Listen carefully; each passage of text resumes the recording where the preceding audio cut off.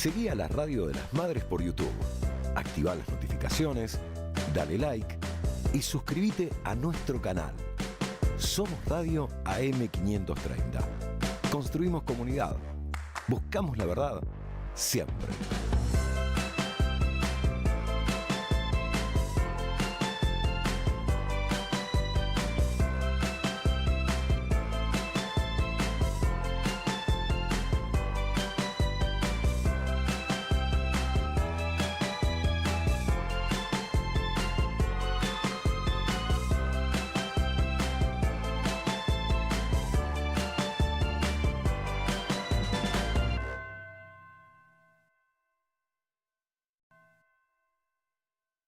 Seguí a la Radio de las Madres por YouTube. Activá las notificaciones, dale like y suscríbete a nuestro canal. Somos Radio AM530. Construimos comunidad. Buscamos la verdad siempre.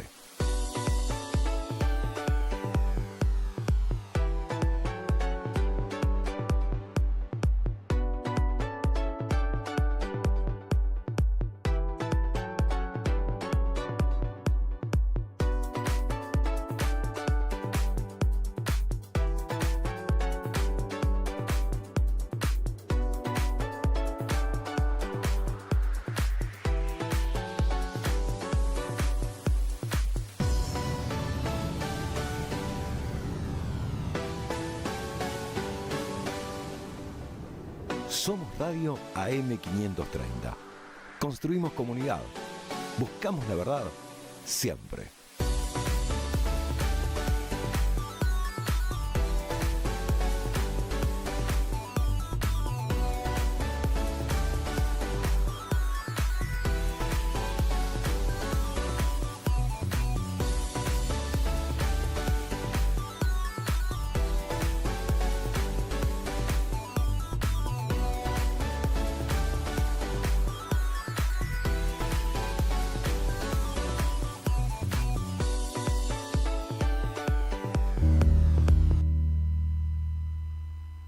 AM530 Somos Radio. Buscamos la verdad siempre. Para entender la realidad hay que mirarlo todo. Andrea Recupero te invita a la vuelta completa. Micrófonos en todas las direcciones. La vuelta completa en AM530. Somos Radio.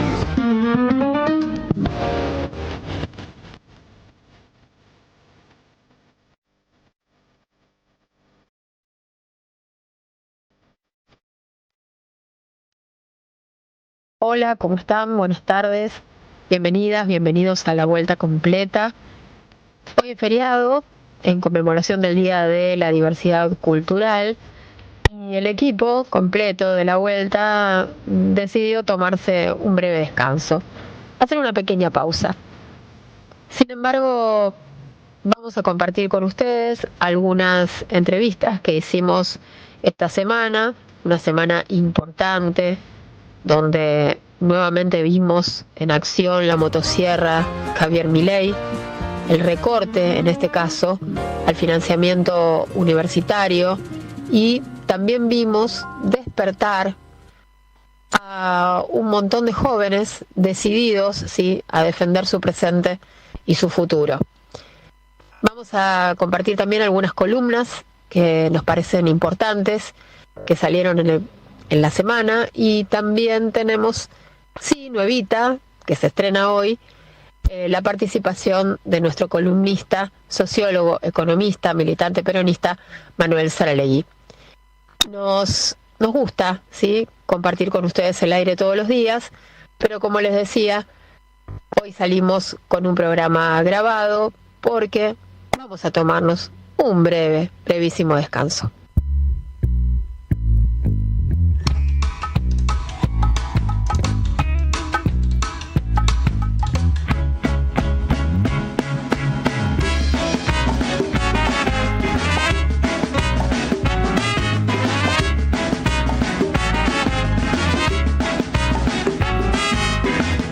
Enero trajo el amor, julio solo frío y muerte.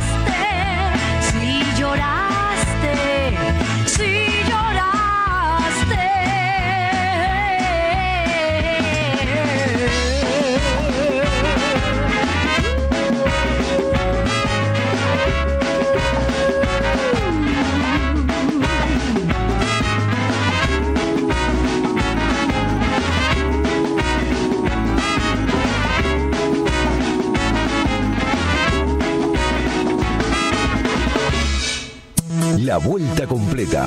Aire de radio para dar vueltas sin marearse. De 18 a 20, La Vuelta Completa. Andrea Recupero en AM530. Somos Radio.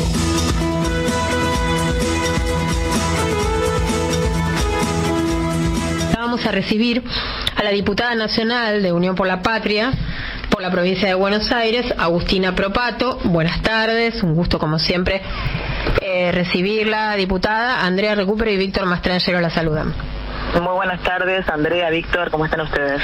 Bueno, bien, acá comentando la cifra de inflación y preguntándonos si el gobierno nacional estará celebrando o está satisfecho con este 3.5% en este contexto, ¿no? Donde argentinos y argentinas la están pasando muy mal.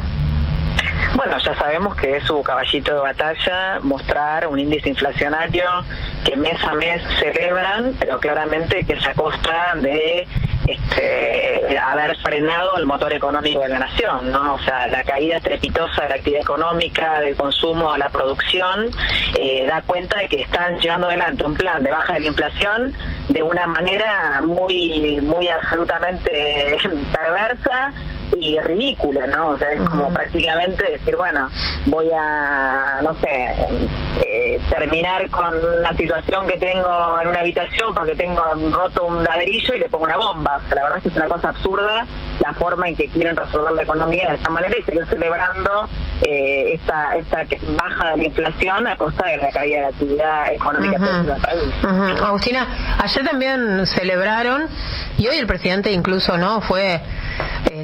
hizo una visita ahí a un local de empanadas donde ayer hubo un episodio con un youtuber libertario. Lamentable el episodio, por la ¿no? Puerta exactamente en el momento en que estaba sucediendo. Ajá. La verdad. Hola. Es muy violenta. Hola. Sí, se cortó, justo se cortó. A ver, lo que pasaba por la puerta, porque fue, bueno, al cese, digamos, de lo que fue la sesión de ayer, en donde logró la Libertad Avanza el blindaje del veto presidencial. Por supuesto lo hizo con la complicidad y la alianza de Juntos por el Cambio, del PRO, que sin ellos no hubiese sido posible bajo ningún punto de vista juntar el tercio para blindar lo que era el veto presidencial para el ajuste y el desfinanciamiento del presupuesto universitario nacional. Salgo del recinto y estaba, bueno, ahí en ese local de empanadas generándose, bueno, hay unos desmanes, una situación muy violenta. Después se dio a conocer que tenía que ver con esta situación que vivió este influencer libertario, que claramente es muy preocupante, ¿no? Los síntomas de violencia a nivel social son muy preocupantes porque además están claramente fogoneados desde un gobierno nacional, desde un presidente de la nación que sin ningún tipo de racionalidad y sin frenos inhibitorios propaga una violencia que se está claramente trasladando a la calle, ¿no? Y ayer, bueno, mucho malestar social en función de esta motosierra que pasó ayer por las universidades públicas, anteriormente por los jubilados, y la verdad es que una reacción social que es muy preocupante. ¿Cómo? Bueno, nosotros seguimos con atención ayer cada una de las exposiciones, lo que pasó en el recinto, y la verdad es que, bueno, nos llamó la atención la sintonía entre los discursos de los diputados libertarios y los del macrismo. Son la misma cosa. Es decir, la novedad política desde hace unos meses es que la Libertad Avanza se deglutió al PRO. Directamente son exactamente lo mismo. Ustedes pueden ver que Milei está logrando permanentemente lo que él llama, a través de alianzas circunstanciales, éxitos legislativos que van todos en contra del pueblo, que van en contra de la salud pública, la educación pública, que van en contra de los jubilados, de los saberes, y bueno, lo hacen absolutamente contando con la alianza y con los votos y las manos del PRO. Ustedes saben que la Libertad Avanza tiene 38 diputados propios y 7 senadores propios, pero se las ha maniobrado muy bien, como bien lo decía Milei en el Parque Lezama, a través de la muñeca, le dice él de Franco. Yo me gusta más decirle la Banelco, porque la verdad es que hay una cuestión acá evidente transaccional que tiene que ver con favores vinculados a cuestiones empresariales, a privatizaciones, a conversiones de sociedades estratégicas del Estado en sociedades anónimas, que tienen nombre y apellido y que son la moneda de cambio por las cuales hoy Juntos por el Cambio o el PRO está dándole las manos necesarias para que Milei siga instrumentando ese ajuste brutal a la sociedad. Bueno, acá nosotros como equipo que estamos trabajando desde temprano con la agenda, nos preguntábamos ¿qué le habrá ofrecido a algunos peronistas? Bueno, evidentemente ayer lo decía, yo misma en el recinto, bajo la preocupación de que faltaba la presencia de una diputada de Unión por la Patria, una diputada peronista de Catamarqueña, exactamente, Fernanda Ávila, que lo puse prácticamente una hora y media antes de la votación para ver, si se podía encontrar el paradero de esta diputada, que lamentablemente no se hizo presente en el recinto, y por supuesto que la votación fue muy ajustada, así que tranquilamente su presencia con también la conducta que hubiésemos esperado de los diputados peronistas de Tucumán y también quienes fueron en la boleta de Unión por la Patria y hoy componen el bloque de Innovación Federal, algunos misioneros, que la verdad es que hicieron un cambio en el sentido del voto, hicieron un cambio en el sentido de los fundamentos del acompañamiento previamente a cuando esta ley salía con la media sanción en principio en la Cámara de Diputados, y ahora fueron funcionales al gobierno de Milei. ¿Qué pasa? Y pasa la extorsión de la billetera.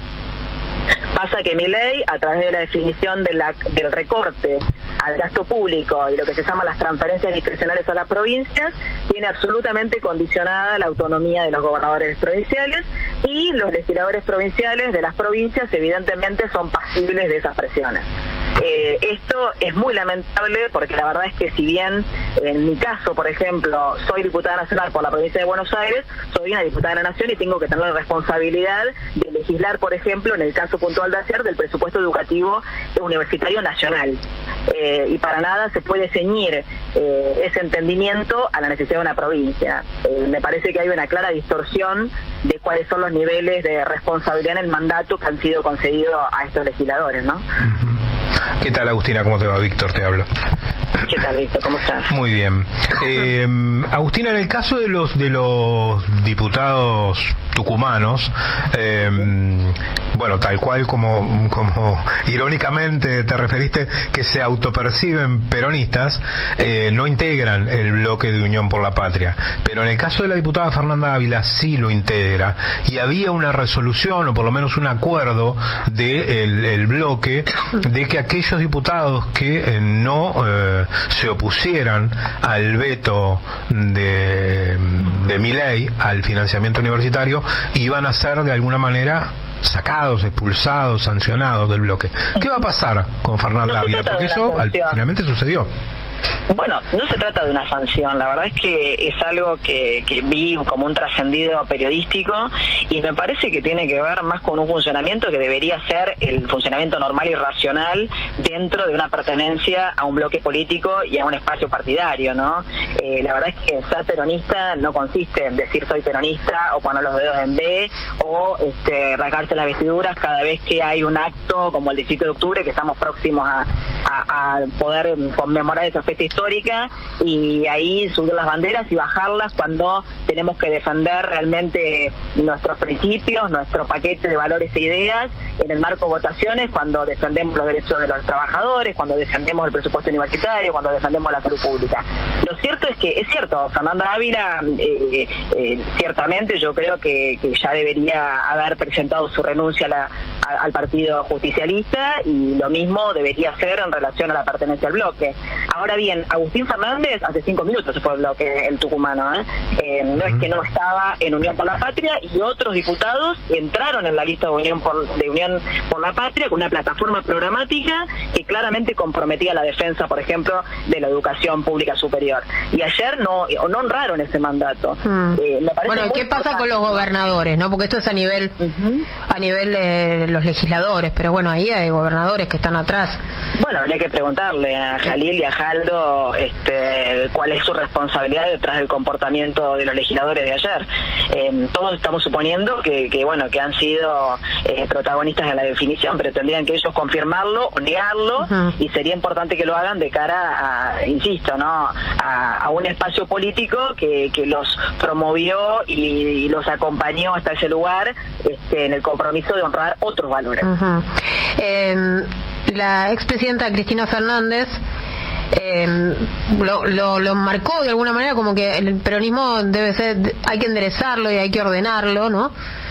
En la última carta pública, en donde, bueno, está claro que está decidida, ¿no?, a competir o a participar o a encabezar el PJ a nivel nacional, Agustina.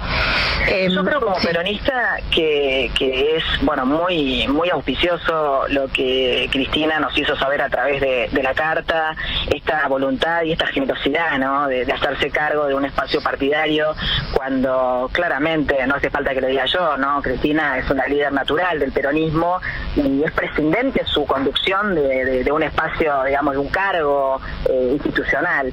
Pero la verdad que me resulta muy generoso de parte de ella, que después de la larguísima y reconocida trayectoria que tiene, diga, bueno, el peronismo se ha torcido y estoy acá, cuentan conmigo para poder aportar a volver a poner el peronismo y hacer el mejor peronismo posible.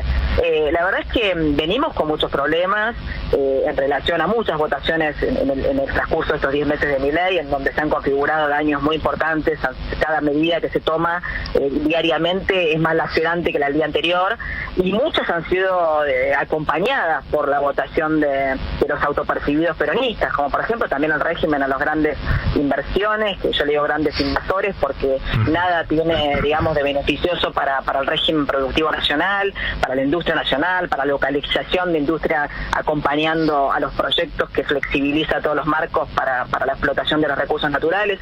Entonces me parece que en ese punto donde Cristina plantea que tiene que haber un peronismo que vuelva a discutir ideas, que vuelva a discutir cuál es el patrón productivo que queremos del peronismo, cuál es el patrón de producción y de distribución, cuál es el patrón de acumulación, qué pensamos de esta idea de la estatalidad, repensar la estatalidad en un marco en donde un presidente gana diciendo que va a destruir el Estado y hay una adhesión de la sociedad en una clara, digamos, manifestación de desaprobación de lo que es hoy la estatalidad hoy, y repensarla como construcción de soluciones concretas. La verdad que bienvenido sea que una persona con la experiencia de Cristina, con la ascendencia sobre todo del espacio nacional y popular como es Cristina, venga a hacernos reflexionar sobre estos puntos, ¿no? Me parece importantísimo y necesario. Agustín, ahora empieza la discusión por el presupuesto, que de alguna forma va a reeditar algunos de estos debates que se dieron recientemente. ¿Cómo están siendo las posiciones a la interna del bloque de Unión por la Patria, ya que seguramente se van a redoblar las presiones sobre los gobernadores cuando se discuta el presupuesto?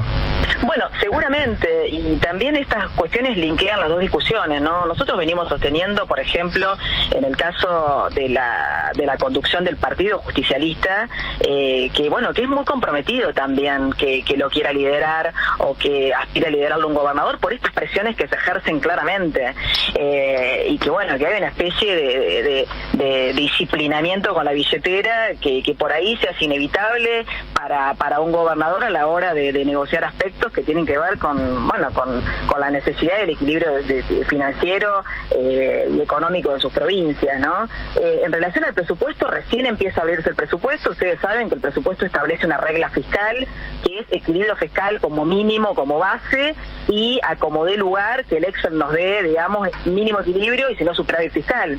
Y esto es, si no me da equilibrio o no me da superávit, paso la motosierra por donde sea, paso la motosierra por un hospital de salud mental, paso la motosierra por la escuela pública, paso la motosierra por la seguridad. Esa como dé lugar, ese es el principio que están diciendo abiertamente.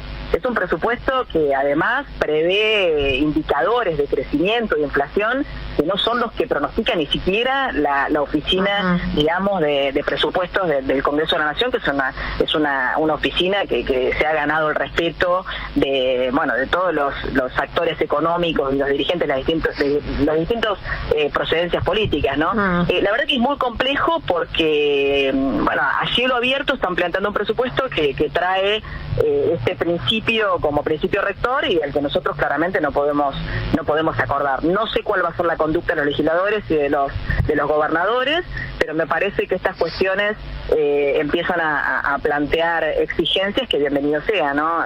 Estas discusiones que también trae la apertura de la discusión partidaria. Veremos si el ministro Caputo va, ¿no? Debería venir, ¿no? La verdad es que manda a sus secretarios de Hacienda, de Finanzas, pero hasta ahora no ha dado la cara. El ministro de Economía, que también, por cierto, le falta responder muchas cosas frente al Congreso de la Nación, como por ejemplo, qué pasó con el traslado de las reservas en lingotes de oro de la República Argentina que mandaron a Inglaterra y que desconocemos el paradero. Por ejemplo. Bueno, diputada Propato, le agradecemos un montón, como siempre, por atendernos. Por favor, al contrario, a disposición. Somos Radio AM530.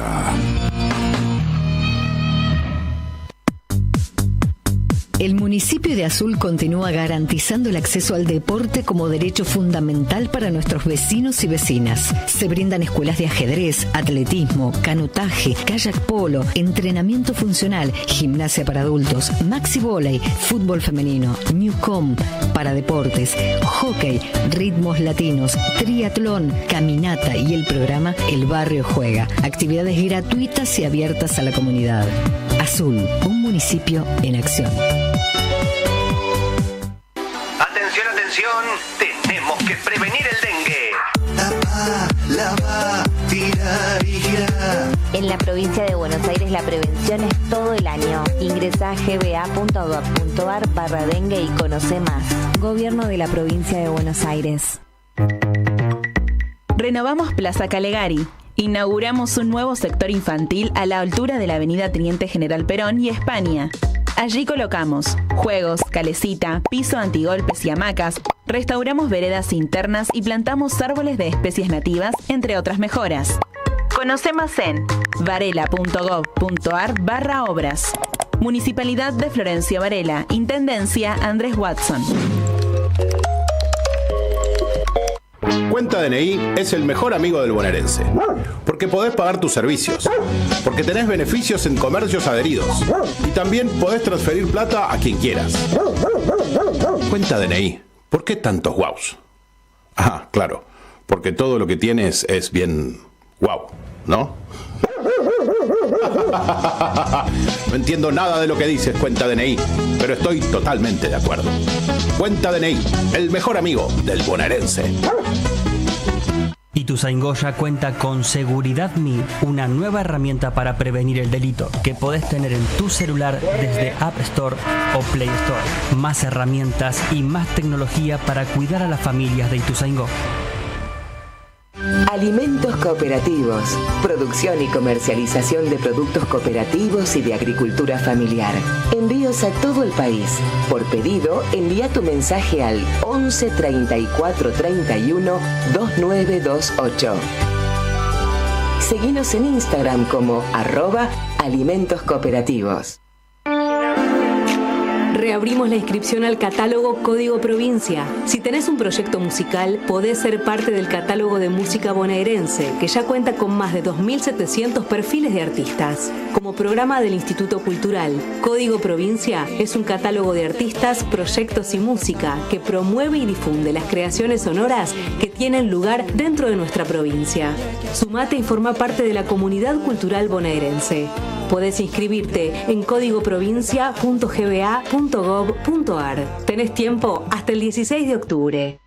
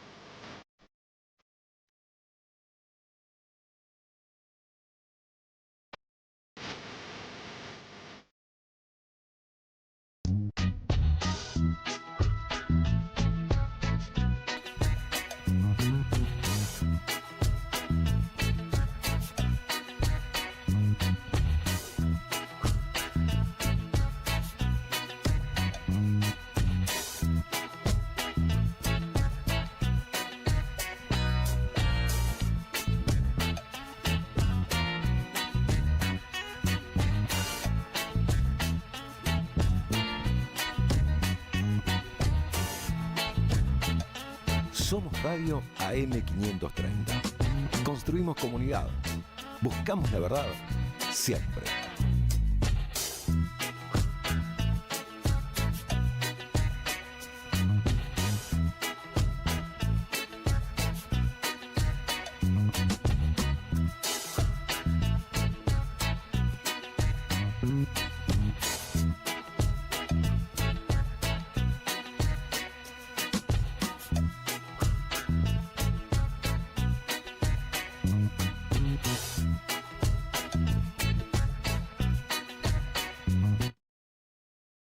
De Filosofía, consejera directiva de la Facultad de Filosofía y Letras de la Universidad de Buenos Aires. Un gusto, Micaela, recibirte en la 530, en la vuelta completa. ¿Cómo estás, Andrea? Hola, buenas tardes, gracias por invitarme. Un gusto también. Por favor, Micaela. Bueno, la verdad, estábamos recién arrancando con la información del día y comentando que ustedes reaccionaron muy rápido y en conjunto, ¿no? Todas las universidades mañana van al paro. ¿Cómo se toma esta decisión y cuál es el motivo por el cual se van al paro y bueno, y muchas universidades están tomadas? El motivo es simple y es por el cual empezamos las tomas este lunes en la Facultad de Filosofía y Letras, en Psicología a la par, y se replicó en todas las universidades del país, siendo más de 20 y colegios secundarios también que se sumaron. Es que la lucha sigue, y nosotros lo dijimos de un principio de que no teníamos ninguna expectativa en los diputados del Congreso. Ya sabíamos que esto iba a pasar, como pasó con todas las leyes del gobierno que intentó pasar, y así fuimos viendo también, se van exponiendo todos los políticos que decían defender la universidad pública, como los radicales que dirigen la mayoría de las facultades de Capital Federal y La Plata, y después se venden en el Congreso por 2 mangos.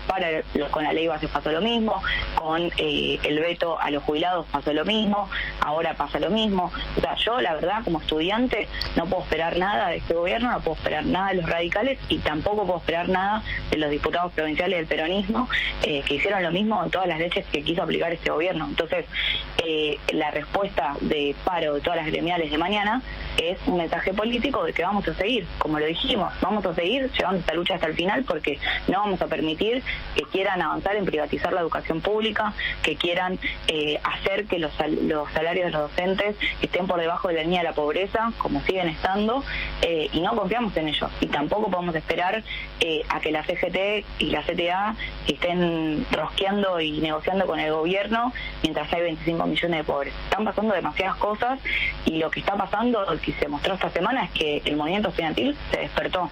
Hace muchos años no pasaba, y se despertó para no parar, digamos. Esto recién empieza, y vamos a continuar la lucha. Bien. ¿Qué tal, Micaela? ¿Cómo estás? Víctor Mastrangelo te saluda. ¿Cómo estás? Micaela, bueno, a partir de este veto se retrotrae los recursos que podían tener para llegar a fin de año, y en el mensaje presupuestal que envió el gobierno es exactamente la cifra que ponen, es exactamente el 50% de lo que consideraron las universidades nacionales que necesitan para funcionar. ¿Van a poder funcionar en estas condiciones de acá a fin de año y el año que viene, si esta es la solución económica? Y yo creo que la verdad es que no. O sea, el primer cuatrimestre el conflicto universitario estuvo atravesado porque ni siquiera estaban garantizados los gastos de funcionamiento. Ustedes saben lo que es vivir en Argentina, donde todos los días suben los precios, donde te suben las tarifas de luz, de gas, de transporte. O sea, es muy caro vivir, y sobre todo es muy caro mantener las universidades, y yo creo que con ese 50% que ni siquiera recupera lo perdido con la inflación y la devaluación de diciembre, y la economía como está hoy, o sea, los salarios de los docentes vienen perdiendo hace mucho tiempo. O sea, no es solamente con este gobierno, y ni siquiera están recuperando lo que perdieron, digamos, con la inflación de este último gobierno.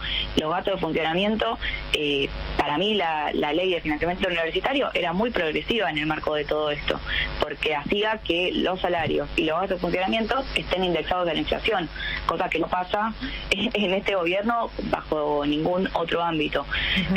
Y bueno, hoy pasó el veto y no se puede sostener una universidad, porque no es solamente los gastos de luz, de agua, etcétera, son los salarios de los trabajadores no docentes, por ejemplo, que son los que hacen, que garantizan que la universidad desde la mañana hasta la noche esté abierta, esté en condiciones dignas para que todos podamos estudiar. Bien, bueno, la verdad es que vamos a seguir con mucha atención y lo estamos haciendo cada uno de los pasos que están dando ustedes, los estudiantes. Y obviamente también estamos haciendo lo mismo con los jubilados, los nombramos siempre porque están siendo castigados los dos sectores de la sociedad, y mucho. Confluyeron más de una vez, ¿no?, los miércoles ahí en el Congreso, y hoy están a tope de la agenda, y el gobierno nacional dejándolos a la intemperie. Así que bueno, Micaela, tenés acá nuestro micrófono disponible para cuando necesiten. Bueno, muchas gracias. Solamente darles un mensaje, eso, que los estudiantes se despertó el movimiento estudiantil, nos despertamos el lunes y vamos a seguir peleando hasta el final. Como decías vos, no somos los únicos afectados bajo este gobierno, los jubilados se están cagando de hambre, hay 25 millones de pobres en Argentina, pero nosotros hay algo que nos conmovió, que pasó estas últimas semanas, que es lo del Hospital Público Bonaparte, que amenazaban con cerrarlo, que es uno de los pocos hospitales públicos de salud mental que quedan. Los trabajadores lo pusieron bajo su funcionamiento, se organizaron en asambleas y demostraron que luchar sirve. Bueno, eso para nosotros es muy valioso y creo que hay que ponerlo sobre la mesa ante tantos golpes y ante tantos ataques, de que realmente si te organizas en asambleas, si discutís con los estudiantes, con los trabajadores de los lugares, se pueden conseguir cosas, se pueden frenar los ataques, así que nosotros vamos a seguir en ese camino hasta el final, porque la salud y la educación pública son derechos. Entonces, eso se discutirá en el recinto con todas las ratas del Congreso que se venden por 2 mangos, pero se define en las calles. Y ahí es de nuestro lugar, el espacio de organización, de asamblea y en las calles, así que ahí vamos a seguir. Bueno, Micaela, un abrazo, gracias. Gracias a ustedes, abrazo.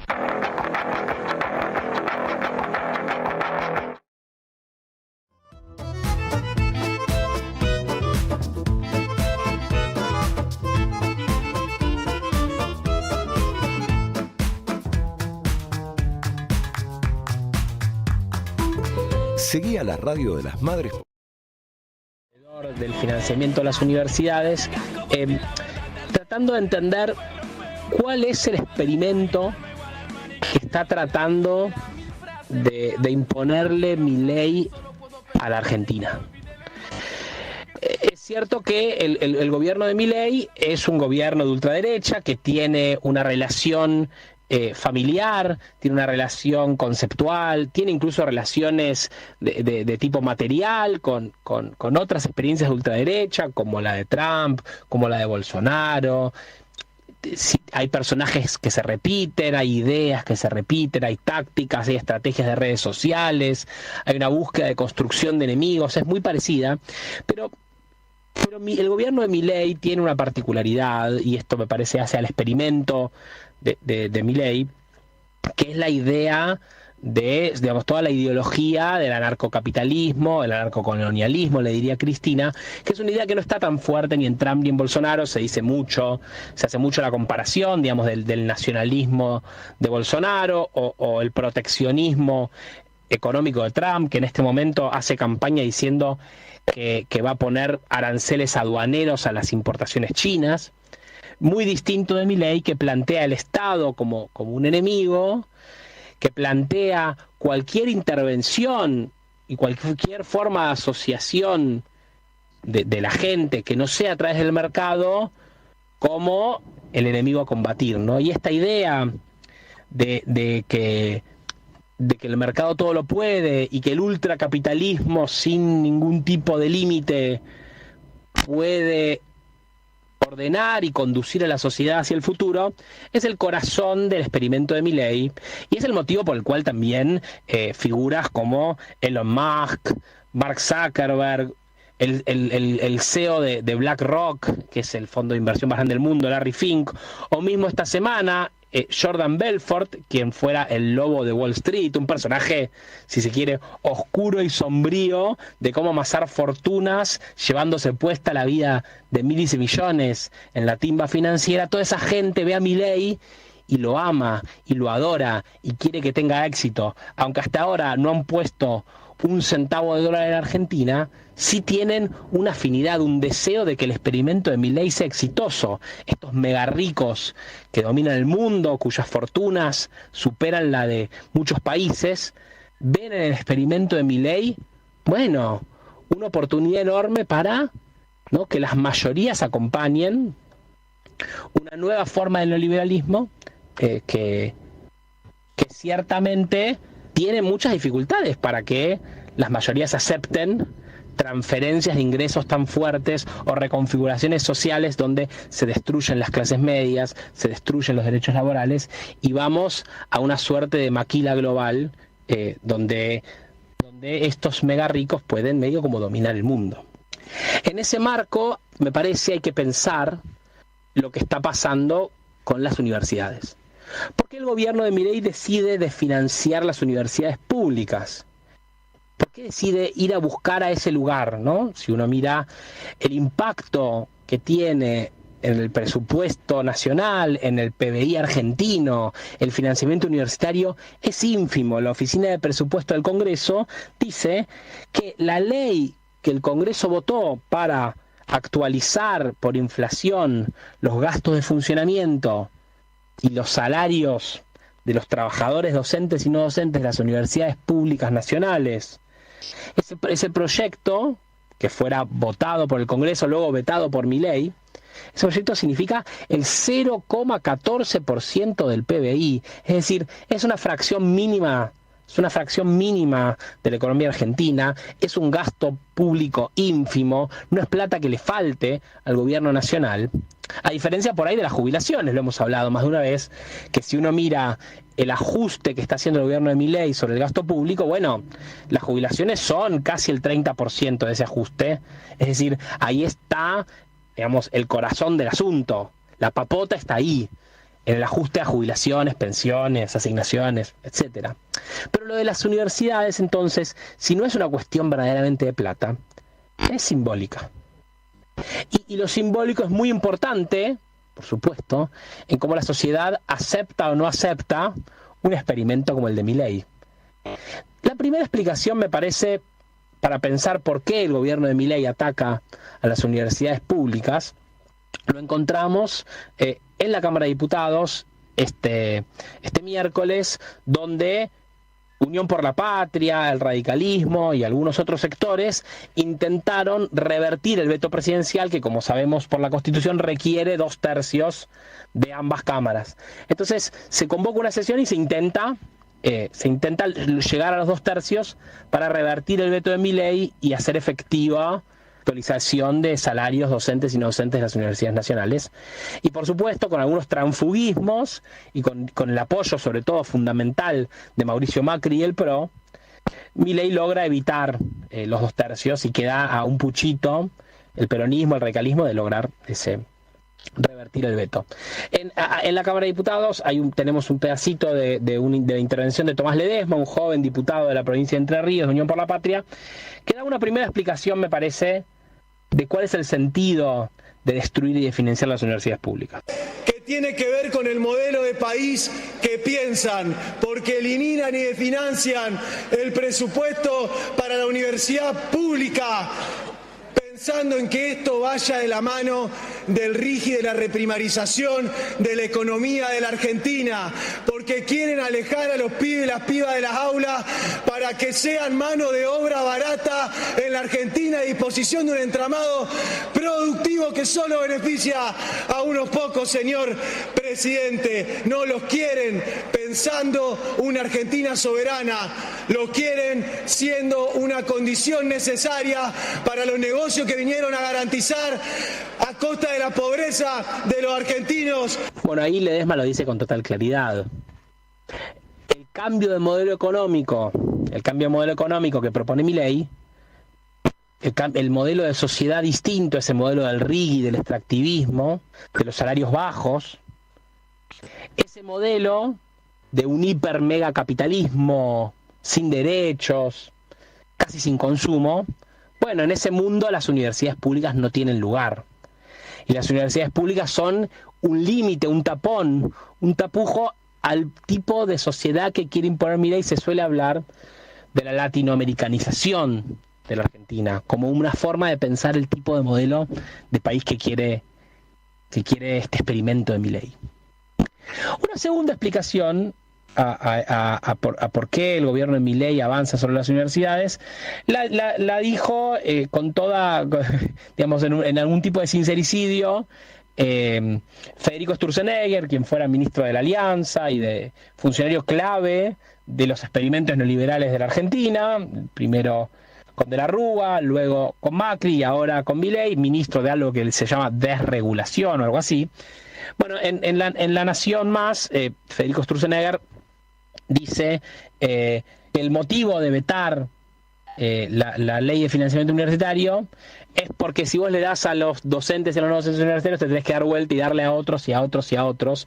Es decir, en términos, le dice el periodista, es un efecto dominó. Ahí tenemos el audio para escuchar. Que también cuando vos aumentás a un grupo, entonces si nosotros aumentamos las universidades, después tenemos que aumentar a los residentes médicos, ¿correcto? Y después a los médicos y después a los empleados públicos. Entonces, digamos, no es que es esto únicamente. Es un efecto cascada. Es un efecto cascada. Dice Sturzenegger, si le aumentamos a uno, le tenemos que aumentar a otros. El efecto, esto para traducirlo, el efecto de una victoria del movimiento universitario en lograr torcerle la mano al ajuste de Milei podría desencadenar más victorias de quienes combaten contra el ajuste de Milei, la salud pública, los sindicatos privados, la búsqueda de romper los techos. Bueno, dice Sturzenegger, no los podemos dejar ganar. No los podemos dejar ganar. Y es algo que, si se quiere, puede conectarse con una tercera forma de pensarlo, que es una idea que me acercó hace unos días Nicolás Vilela, a quien le mandamos un saludo, que la viene sosteniendo en público el filósofo cordobés Diego Tatián, es lo que se llama la paradoja de Tocqueville. Alexis de Tocqueville fue un pensador, filósofo francés que de los tiempos de la Revolución Francesa, que hizo un viaje a lo que era la incipiente Estados Unidos, y escribió un libro muy famoso que se llama Democracia en América, donde expresa una idea que luego se conoce como la paradoja de Tocqueville, que se puede formular de la siguiente manera. Les voy a leer una cita de Democracia en América de Tocqueville, que sirve para pensar qué es esto de la paradoja de Tocqueville y qué puede tener que ver con el ajuste de las universidades. Dice Tocqueville: el odio que los hombres sienten por los privilegios aumenta en proporción a medida que los privilegios se vuelven cada vez menos considerables. Cuando todas las condiciones son desiguales, ninguna desigualdad resulta tan grande como para ofender a la vista, mientras que la menor disimilitud es odiosa en medio de la uniformidad general. Cuanto más completa es esta uniformidad, más insoportable es la visión de tal diferencia.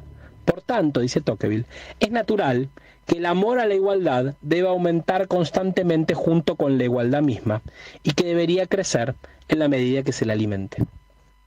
¿Qué dice Tocqueville? La igualdad genera deseo de igualdad.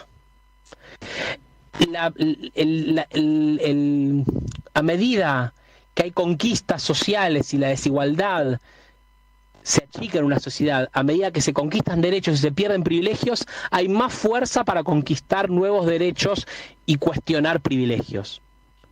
Y que cuanto más desigual es una sociedad, más se naturaliza esa igualdad. Y entonces ahí podemos entender cuál es el objetivo del gobierno de Milei de ir a atacar lo que uno podría pensar un bastión de la igualdad argentina. Un bastión del combate a los privilegios, que es la universidad pública, que está asociada a las grandes tradiciones políticas de la Argentina, a la reforma universitaria y al radicalismo, al peronismo, y también la experiencia reciente del kirchnerismo de puesta en valor de la ciencia y la tecnología y de la universidad pública, la apertura de universidades a lo largo y de ancho del país, que ha sido un gran productor de igualdad en la Argentina. Un un gran ciclo de ascendencia social, cultural, tecnológica, educativa, política en la Argentina. Es curioso el experimento de Milei busca atacar la Argentina igualitaria donde es más fuerte, no donde es más débil. Porque busca romper, como si fueran diques de contención al experimento neoliberal. La universidad pública es un dique de contención. Y por eso hay que romperlo. Por eso no hay que permitir que las universidades públicas ganen. Y sin embargo, bueno, ahí está la batalla, ¿no? Porque mientras grabamos esta columna hay más de 30 instituciones educativas tomadas, en las redes sociales circulan infinidad de videos, fotos de facultades, rectorados, de asambleas estudiantiles, de asambleas docentes y no docentes, llamados al paro. Es una disputa que está abierta, es una disputa que en el experimento de Milei, bueno, aparece como central. Y uno tiene la sensación de que Milei puede haber ganado la disputa, la batalla por los votos en la Cámara de Diputados este miércoles, pero que el conflicto sigue abierto. Y hay que ver también a Margaret Thatcher y a Ronald Reagan, que fueron algunos de los héroes e inspiradores de Milei, que también para poder imponer sus modelos neoliberales allá hace 40, 50 años, tuvieron que torcerle el brazo a sectores sociales organizados muy fuertes. La huelga de los controladores aéreos de Ronald Reagan, la huelga de los mineros de Margaret Thatcher. Bueno, parece ser que la universidad va a ser una disputa central en la que el experimento de Milei puede resolver su éxito o su fracaso. Pero no solo hay que pensar en eso, sino que esto que es una disputa social tiene que estar asociada a la discusión política, porque en efecto, si la Argentina es mucho más desigual que lo que era hace 10 años, entonces es lógico que la fuerza que tiene la sociedad para dar disputas, si seguimos la idea de Tocqueville, está disminuida. La Argentina de Milei es distinta a la de Macri, porque venimos del gobierno de Alberto Fernández, venimos de 8, 9, 10 años de aumento de la desigualdad, de frustraciones sociales, de frustraciones políticas, y por ende también hay una pregunta sobre qué tiene que hacer la política.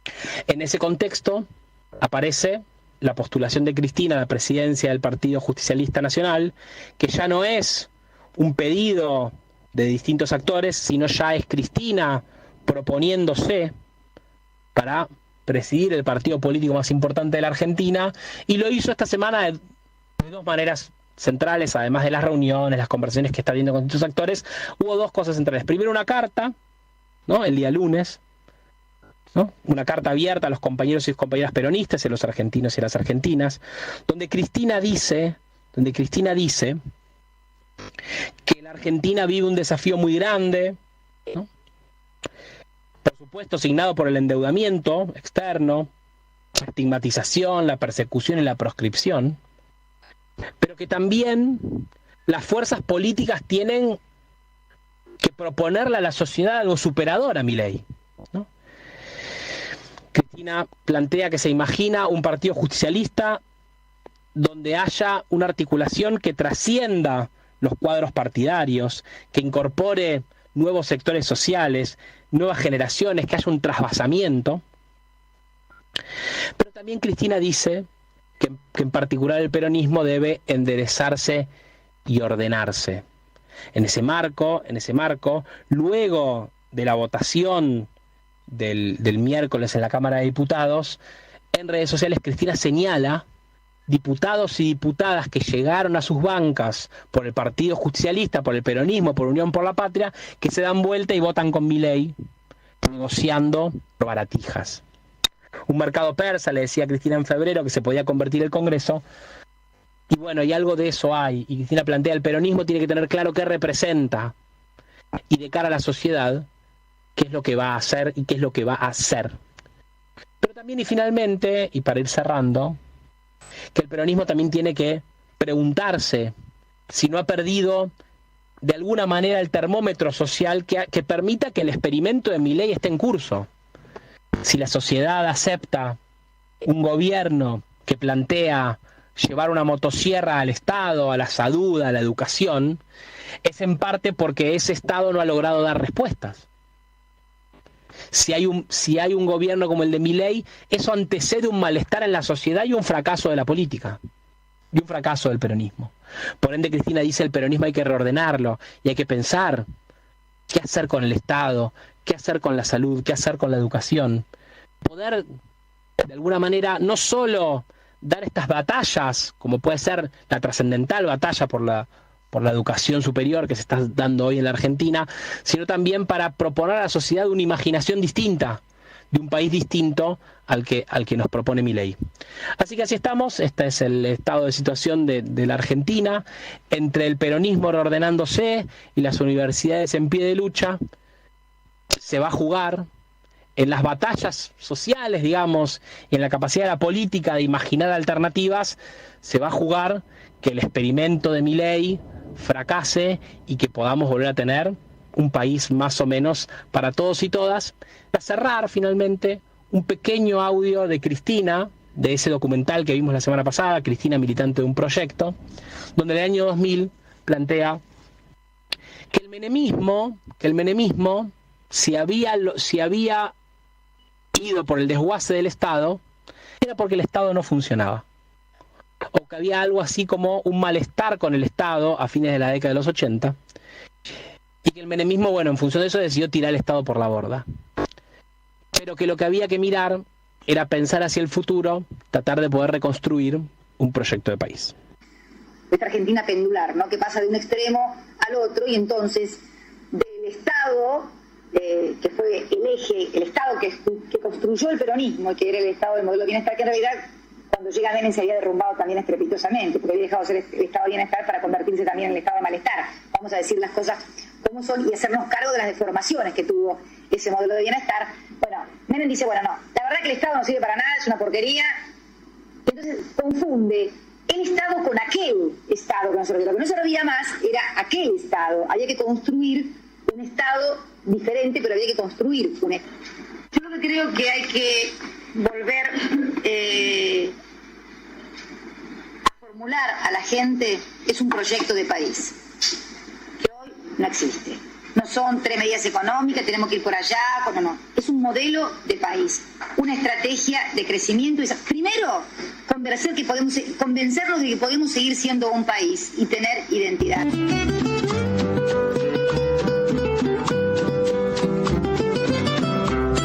Llegamos a la mitad de este programa del día feriado y los invito a dar la media vuelta.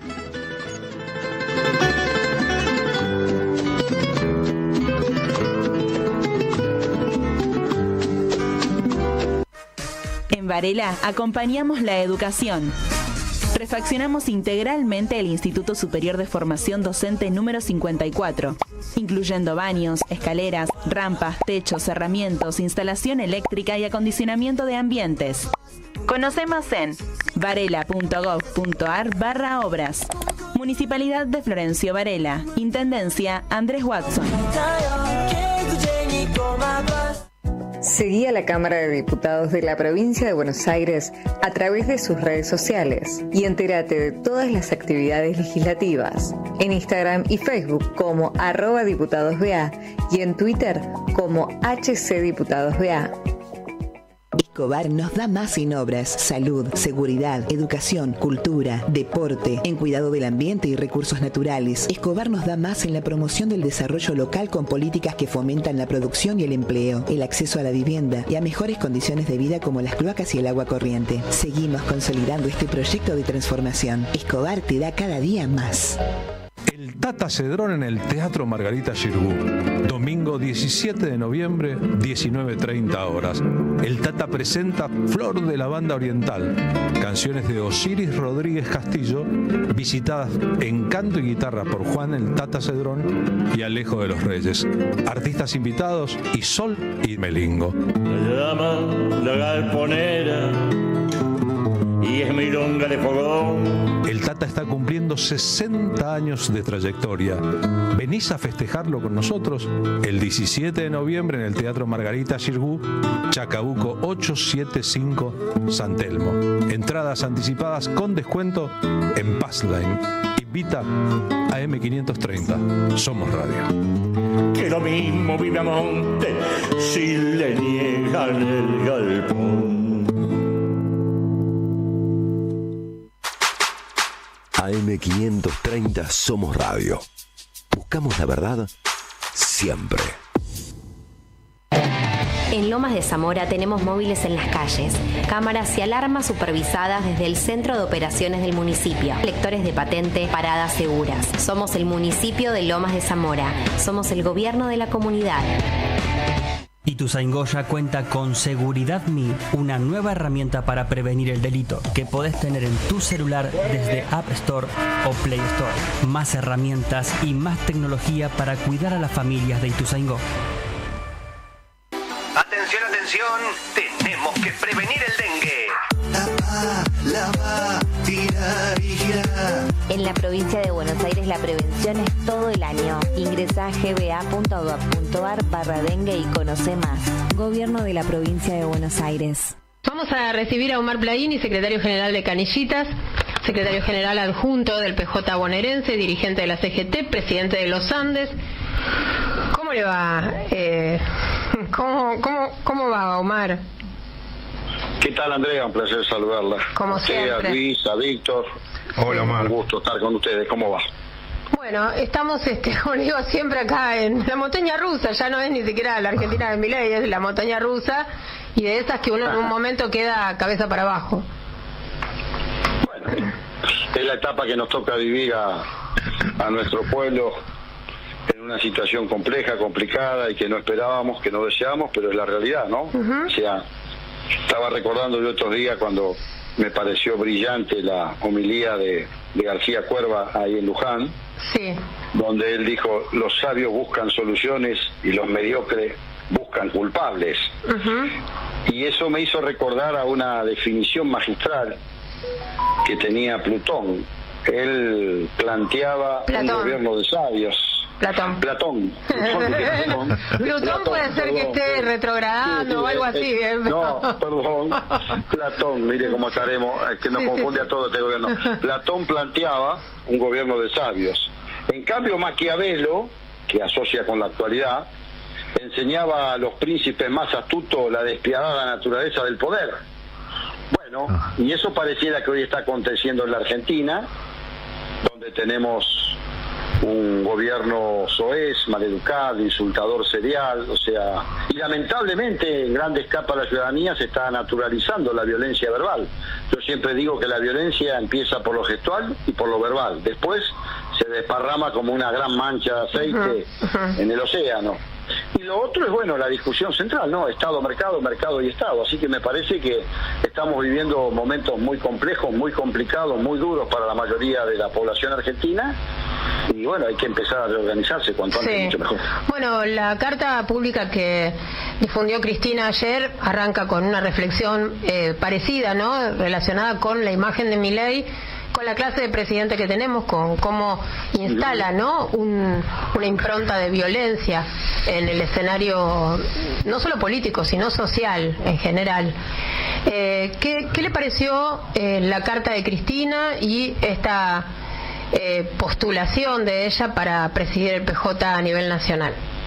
Previo a eso, me salió de Plutón por el planeta. Como tenemos un astronauta de presidente, yo me dije, bueno, estoy insistiendo, yo digo el astronauta, entonces yo también me convertí en alguien que vine fuera del planeta Tierra a hacer profecía aquí. Mire, sí, lo he leído como siempre, obviamente, todo lo que realiza Cristina interpela. Porque allí en esa carta que ella envía hay profundos disparadores, tanto políticos como económicos, para la concreción de un gobierno de carácter nacional. Y yo creo que hay cosas muy interesantes para analizar. Por ejemplo, la visión esta que yo decía, Estado-mercado, lo joven y lo viejo, el dirigente y el cuadro, el campo y la industria. O sea, me parece que esas son cuestiones que debemos profundizar.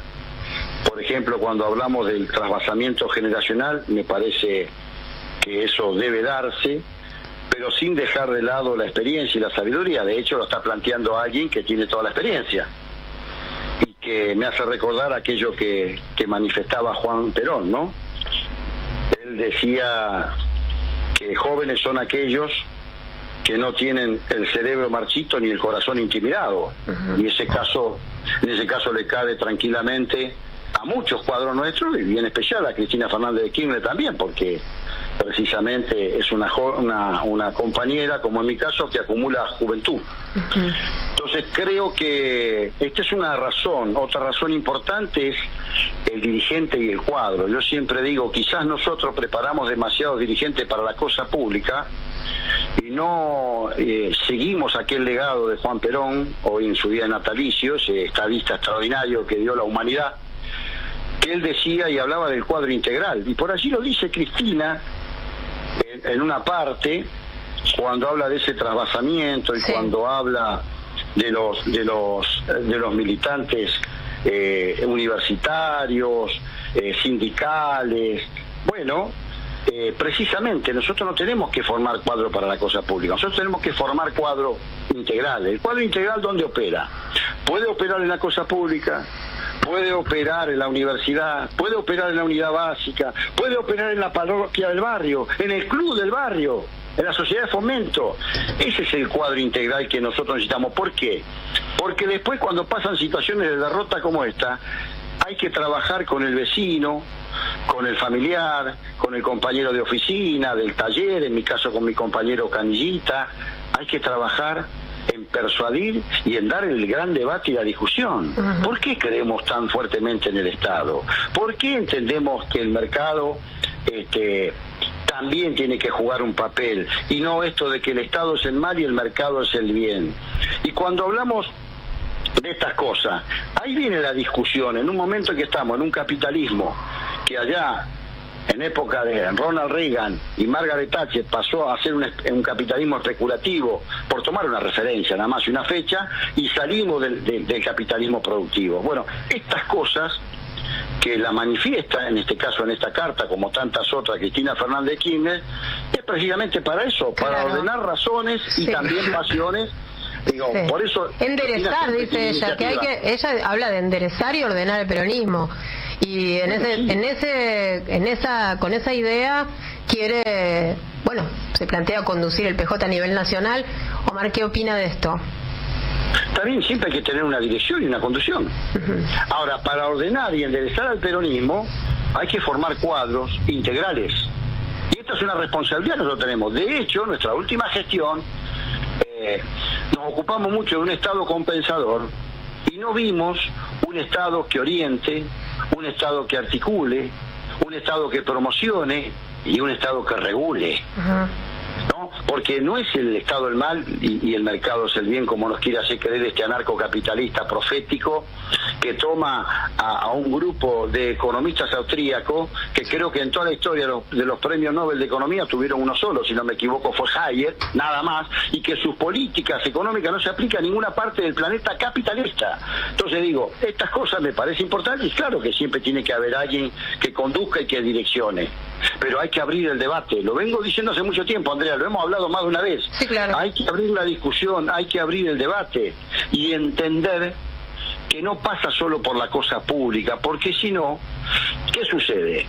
Nosotros mismos inconscientemente alentamos a las pasantías políticas y alentamos a que muchos hacen de la genuflexión un cargo público. Estas son cuestiones centrales y esto lo debemos debatir, lo debemos discutir, y yo celebro que estén estas iniciativas, como una vez más pone en discusión Cristina Fernández de Kirchner. Este es el debate y la discusión. Si no, nos quedamos con nombres propios, nos quedamos con esta chicana de Estado-Mercado, nos quedamos con las pasantías. Todo eso no nos lleva a ningún lugar, absolutamente a ningún lugar. Entonces creo que siempre, esto ha sido siempre así, es como tratar de vencer sin peligro, bueno, es ganar sin gloria. Estamos en un momento difícil, complicado, pero yo creo que aquellos que abordamos desde el campo nacional, en particular los que venimos, como en mi caso, profundamente del peronismo, creo que los tres grandes principios nuestros no fueron superados en casi 80 años de vida. Los tres grandes principios del peronismo sí se han distorsionado los valores.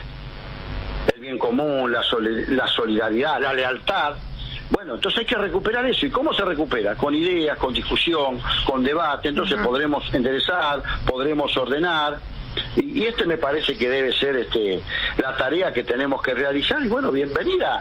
Si Cristina dice, estoy dispuesta a hacer este trabajo de a partir del Partido Justicialista ordenar, ¿para qué? Para después demos la gran discusión en el movimiento nacional. Porque en todo caso el partido dejaremos de utilizarlo como una herramienta electoral para ver quién sí y quién no, y lo pondremos para ordenar y para enderezar una visión de lo que es el campo nacional y popular y de lo que debe ser el peronismo en el siglo XXI. ¿Qué tal, Omar? ¿Cómo le va? Víctor lo saluda. ¿Qué tal, Víctor? ¿Cómo estás? Muy bien. Casi todos los dirigentes coinciden, y no de ahora, desde hace un buen tiempo, que es necesario el debate interno para que se generen, bueno, según Cristina, enderezar el barco, las diferentes visiones que tenga cada uno. Ahora, ¿cuál debe ser el ámbito de ese debate? ¿Los medios de comunicación? Porque hasta ahora parece que el PJ es un sello vacío, y la verdad que el funcionamiento de los congresos del PJ son básicamente testimoniales. Van, se juntan, levantan la mano, votan, duran 15 minutos, son 4 discursos y se vuelve cada uno a la casa. Bueno, entonces le daremos la razón a aquellos que hace muchos años, más de una década, como Hugo Moyano dijo, el PJ es una cáscara vacía. Y sí, claramente. El PJ en aquel momento, o cuando se decía que era una herramienta vetusta. Bueno, el tiempo parece que dio la razón. Entonces digo, primero, yo cuando encienden un fósforo siempre creo que es una cámara y jamás voy a hablar de un compañero o una compañera. Tengo ámbito para discutir y hablar de esas cosas. De cara a la sociedad y a cielo abierto, discutir entre nosotros es un error, y estamos alimentando al adversario, y en muchos casos a muchos que ya son enemigos, ni siquiera adversarios, por la forma en que descalifican. Bueno, no todos piensan como usted, Omar, que no hay que discutir a cielo abierto. Bueno, yo tengo por eso estamos viendo el juego de la interna a la luz del día, ¿no?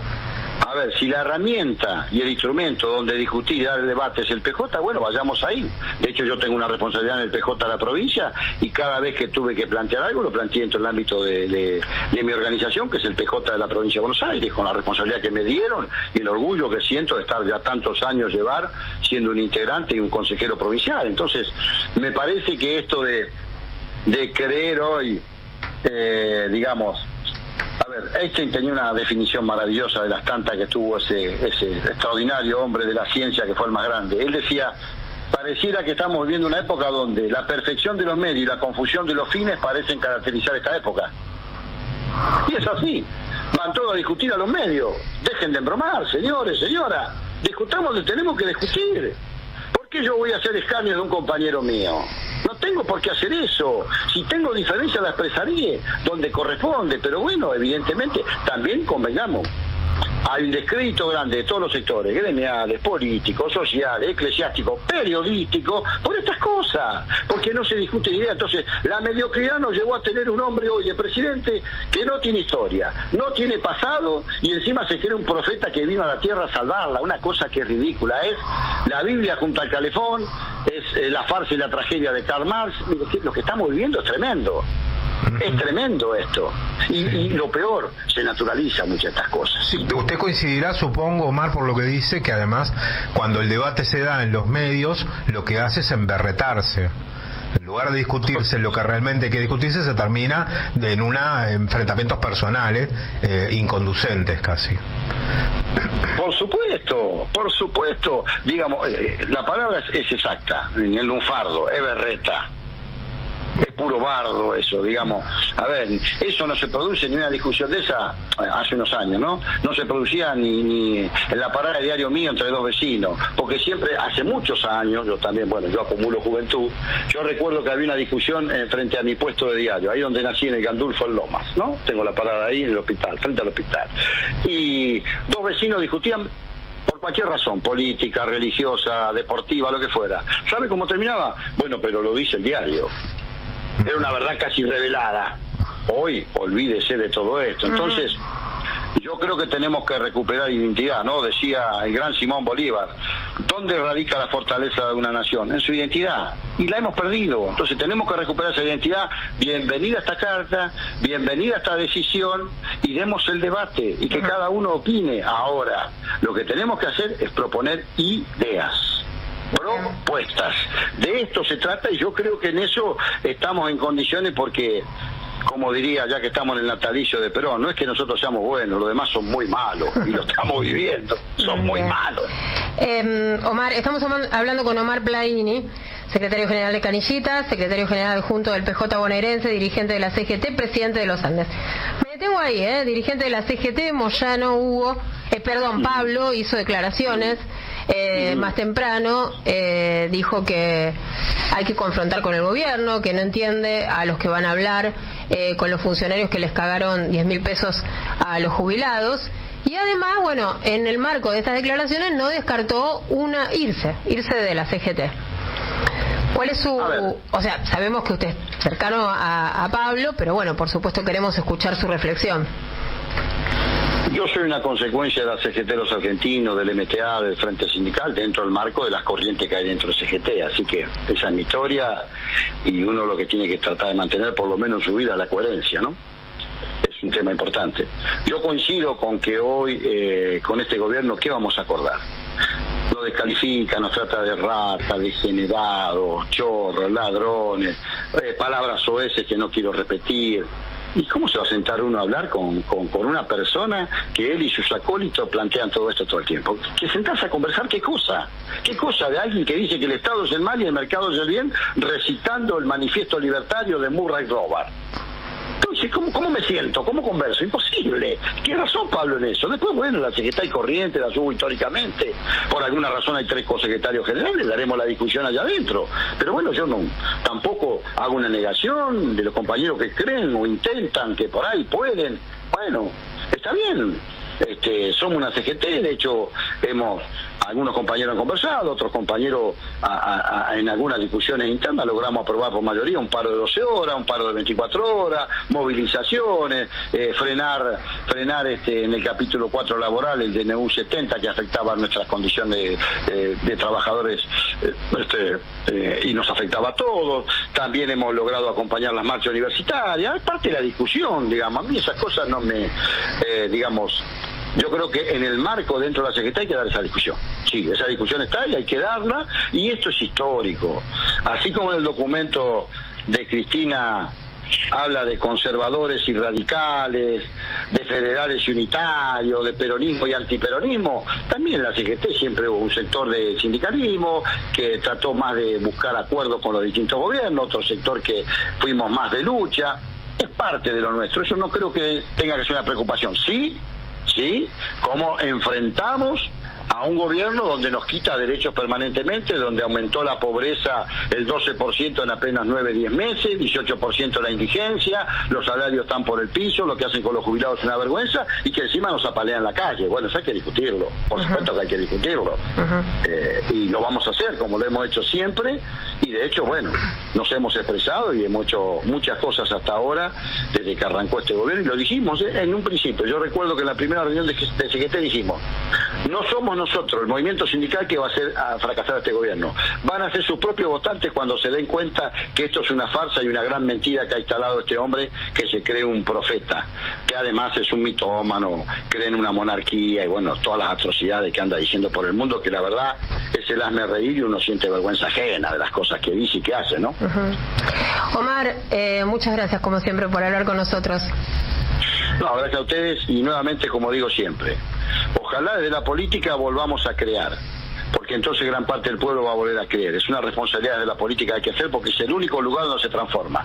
Nosotros desde el sindicalismo, más allá que yo tenga el doble rol, desde el sindicalismo lo que hacemos es defender los intereses profesionales y también abordar el conflicto social, pero es la política la que produce las transformaciones.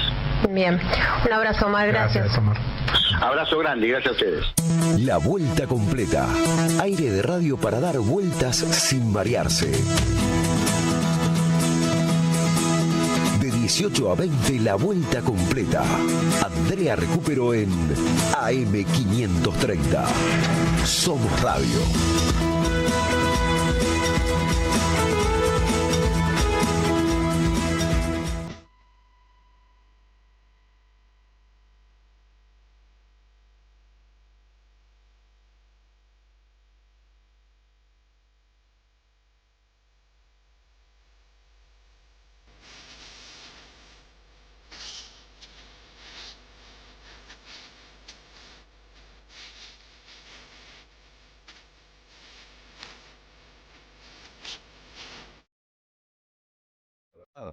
Siempre.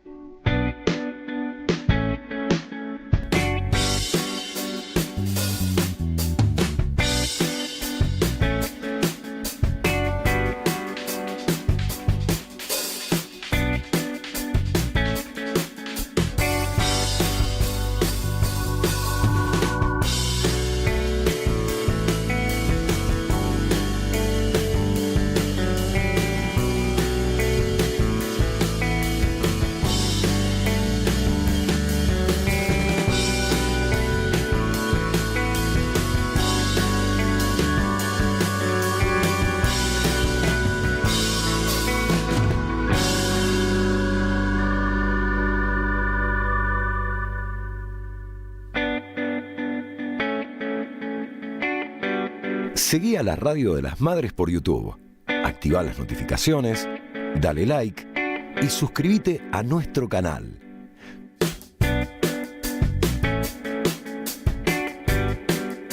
Somos Radio AM530. Construimos comunidad.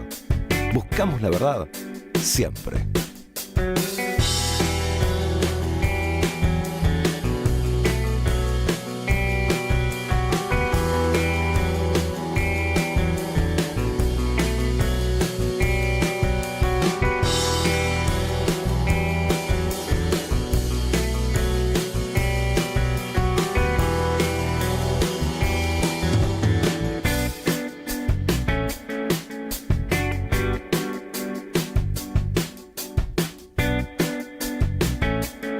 Seguí a la Radio de las Madres por YouTube.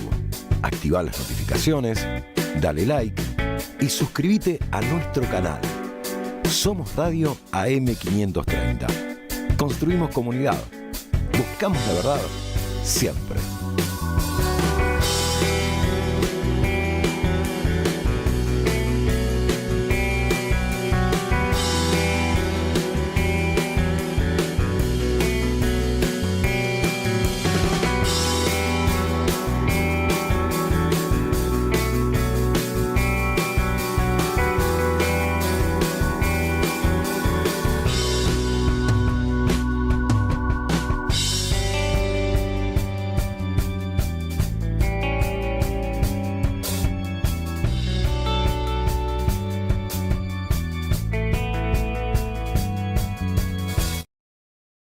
Instituto de Pensamiento y Políticas Públicas, columnista de La Vuelta.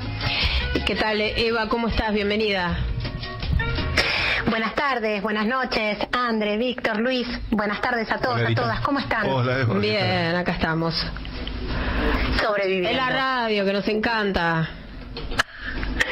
No, es verdad, conversando con las y los oyentes, que sin duda es un hermoso ejercicio, sobre todo en estos tiempos, ¿no? Que se van tornando cada vez más difíciles, y en esta oportunidad yo quería salirme un poco de la agenda de la ciudad, pedirles permiso, porque entre tantos anuncios que este gobierno va haciendo, hace un par de días hubo un anuncio que pasó un poco desapercibido. Sí. Hace un par de días, en una entrevista en La Nación Más, el ministro Caputo anunció el cierre del Ente Nacional de Obras Hídricas de Saneamiento. Sí, nosotros, Evita, lo mencionamos en la agenda del día, ¿eh?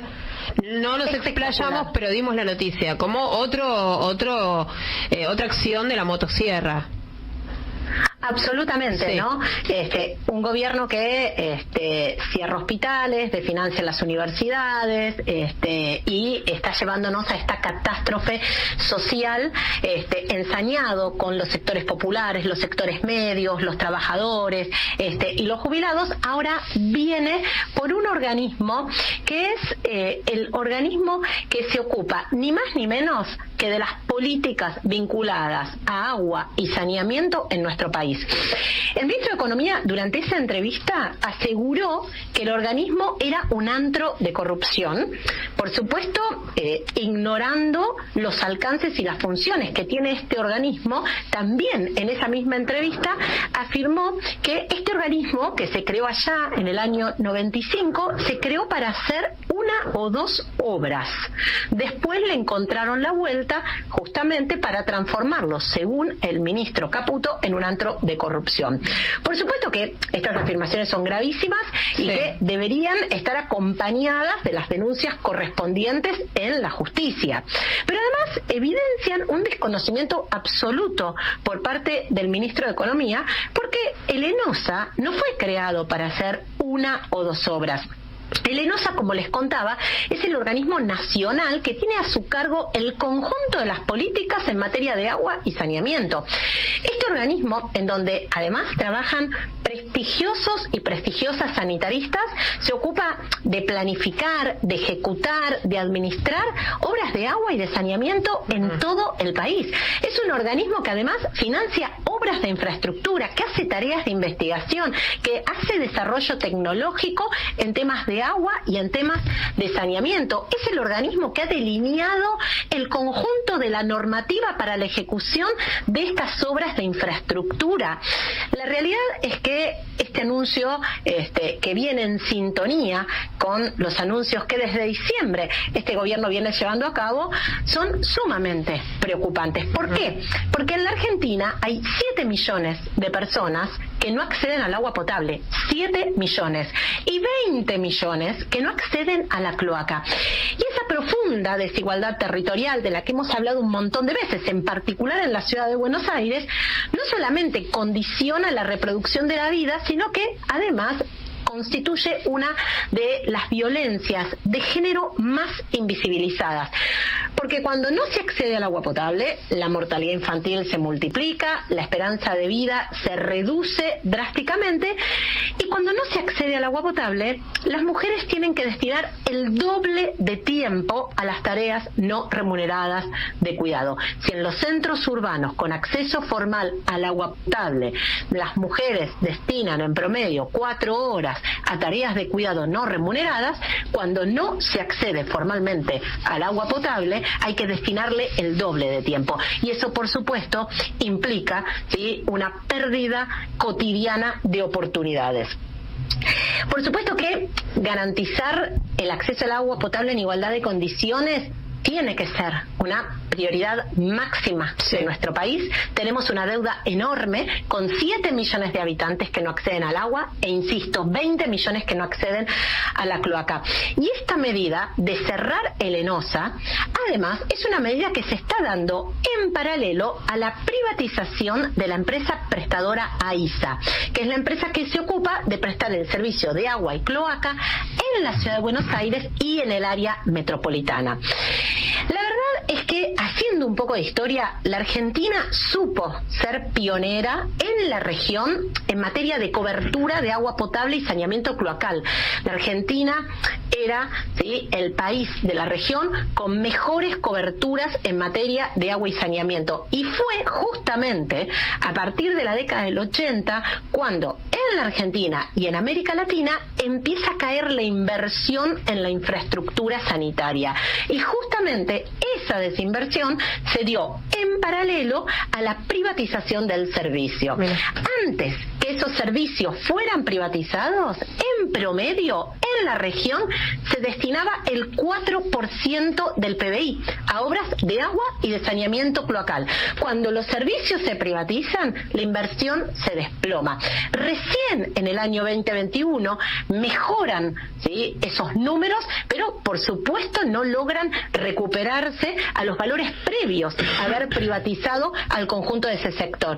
Y yendo a la ciudad de Buenos Aires y viendo algunos números que dan muestra de esa enorme deuda que tenemos con quienes no acceden al agua potable, yo quería traer el ejemplo del barrio Rodrigo Bueno, un barrio pequeño, un barrio de 4 manzanas, que se encuentra en Puerto Madero, está al lado de la Reserva Ecológica de la Costanera Sur y al lado de lo que va a ser a futuro ese mega emprendimiento que Jorge Macri viene planificando con el Grupo IRSA.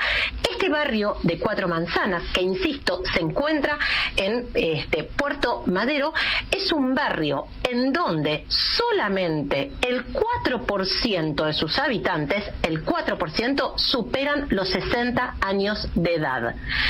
Por supuesto que en este barrio no tenemos garantizado el acceso formal al agua y al saneamiento cloacal. En promedio, en la ciudad de Buenos Aires, 1 de cada 4 habitantes supera los 60 años. Y por supuesto, si esos indicadores los comparamos con indicadores de Puerto Madero, la diferencia y esa brecha de desigualdad es mucho más brutal.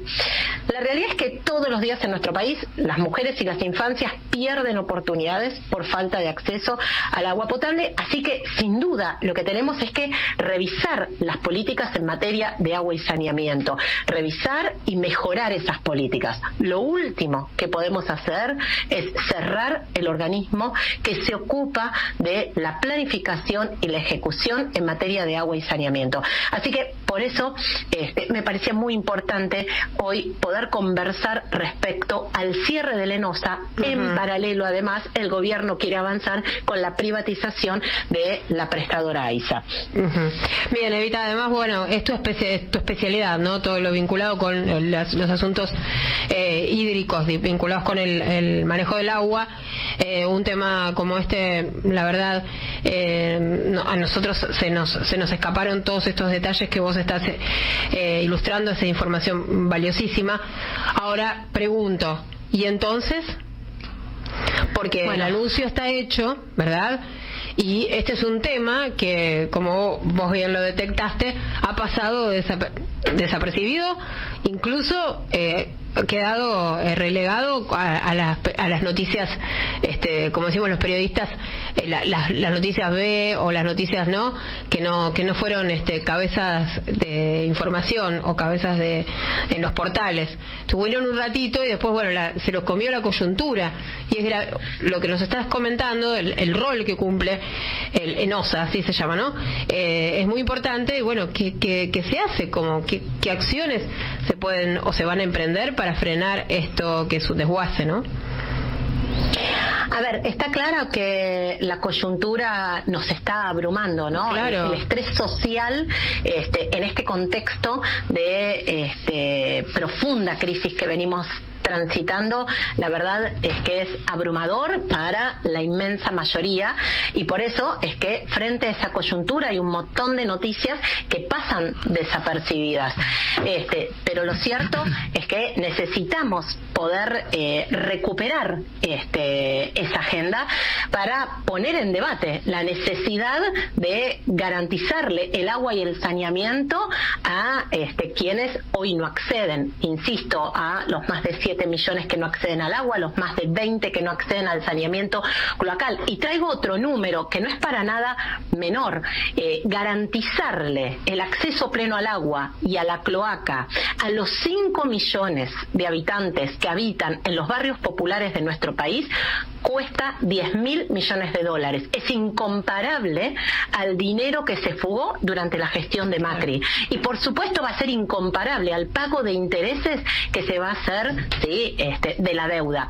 Por eso es que necesitamos recuperar la iniciativa de la agenda propia y poner en discusión cuáles son los problemas estructurales que tenemos que resolver. Bien. Y uno de los problemas estructurales, sin duda, es garantizarle el acceso al agua y al saneamiento al conjunto de nuestra población. Pasó desapercibido, y lo más grave, además, es que Caputo ha hecho afirmaciones gravísimas, no solo desconociendo el rol del organismo, ¿sí?, ¿sí? En donde él es cabeza, él es el responsable, sino además haciendo afirmaciones gravísimas que debería acercarlas a la justicia. Así que seguramente que va a haber algún pedido de informes que realizaremos para ver si él fue a la justicia a aportar las pruebas que sostienen esas afirmaciones, en donde plantea que es un antro de corrupción, porque si tiene esas pruebas tiene que poder aportarlas, y si no las aporta, la verdad es gravísimo que haga esas afirmaciones. Y por supuesto, en eso de recuperar la agenda propia, me parece que el tema de la vivienda, el tema del agua y el tema del saneamiento son temas claves para poder darles máxima prioridad. Y por supuesto que cuando revisamos lo que pasó en el pasado, cuando estos servicios fueron privatizados, podemos entender la catástrofe del presente. Y por supuesto eso nos tiene que poder permitir no repetir esos errores. Bien, gracias Eva, como siempre, un abrazo. Gracias. Un abrazo enorme y nos encontramos la semana que viene para seguir hablando de la ciudad de Buenos Aires. Dale. Somos Radio AM530. Ituzaingó cuenta con Seguridad Me, una nueva herramienta para prevenir el delito que podés tener en tu celular desde App Store o Play Store. Más herramientas y más tecnología para cuidar a las familias de Ituzaingó. Tiempo Argentino está en peligro. Por los tarifazos, por los precios desregulados, por un gobierno que dejó de hacer campañas de información y difusión para la ciudadanía. En una época de ataques continuos al periodismo, necesitamos tu apoyo para seguir existiendo. Asociate tiempoar.com.ar y construí el medio que te defiende. Ediciones ICUS. Palabra escrita hecha libro. Semilla. Palabras puentes y no muros. Libros para construir comunidad, conciencia y una cultura de hermandades. Búscanos en tu librería amiga, ferias o en nuestro sitio web www.cicus.org.ar. Ediciones ICUS. Libros para una cultura de la integración. Irse a la banquina no es necesariamente algo malo. Los viernes a las 21, AM530 busca otros caminos. La Banquina. Entrevistas, recomendaciones, nuevas tendencias y una agenda federal. Los viernes de 21 a 23, La Banquina. En AM530 Somos Radio. Buscamos la verdad siempre.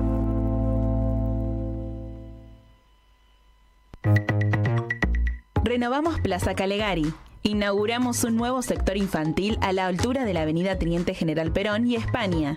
Allí colocamos juegos, calecita, piso antigolpes y hamacas, restauramos veredas internas y plantamos árboles de especies nativas, entre otras mejoras. Conoce más en varela.gov.ar/obras. Municipalidad de Florencio Varela, Intendencia Andrés Watson. Tronador, agua mineral, botellones y dispensers para el hogar y la oficina. Hacé tu pedido al 4201-2627 o mandanos un mail a info@aguatronador.com.ar. Tronador, agua de mesa envasada. 12 de octubre 632 en Avellaneda. Atención, atención, tenemos que prevenir el dengue. Tapa, lava, tirar y girar. En la provincia de Buenos Aires la prevención es todo el año. Ingresa a gba.gov.ar/dengue y conoce más. Gobierno de la provincia de Buenos Aires.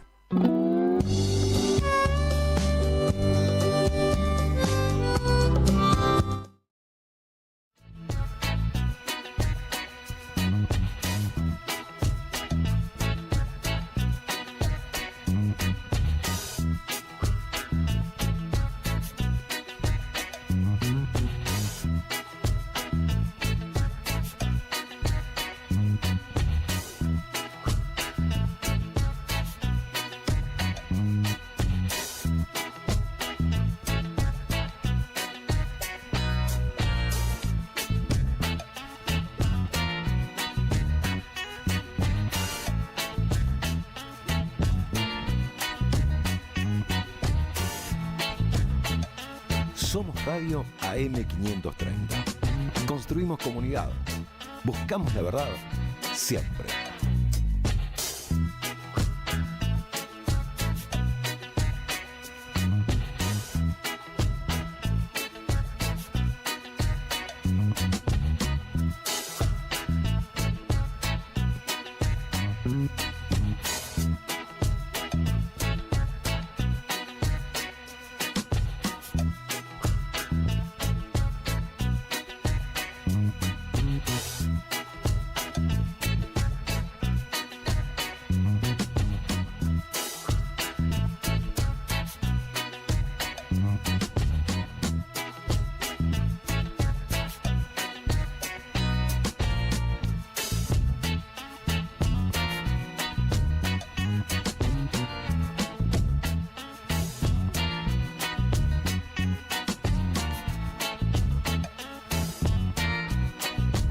Seguí a la Radio de las Madres por YouTube. Activa las notificaciones, dale like y suscríbete a nuestro canal. Somos Radio AM530. Construimos comunidad. Buscamos la verdad siempre.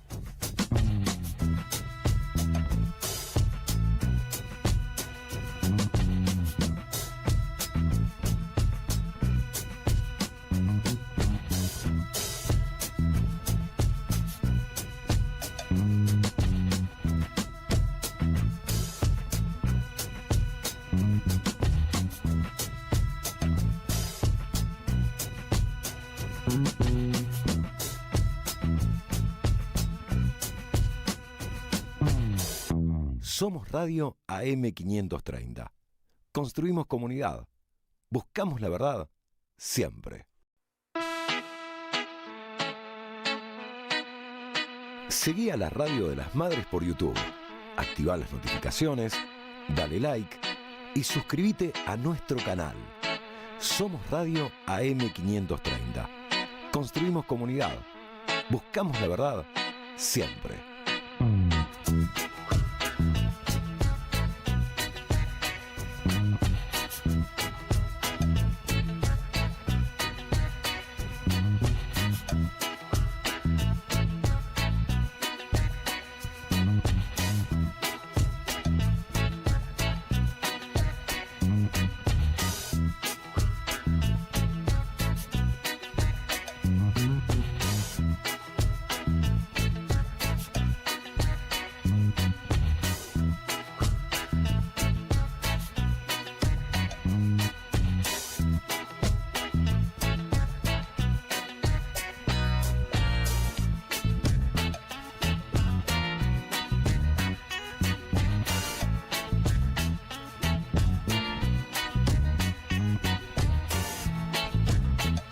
Somos Radio AM530. Construimos comunidad.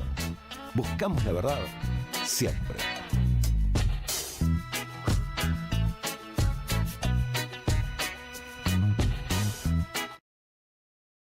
En AM530 damos más que media vuelta para ver qué pasa.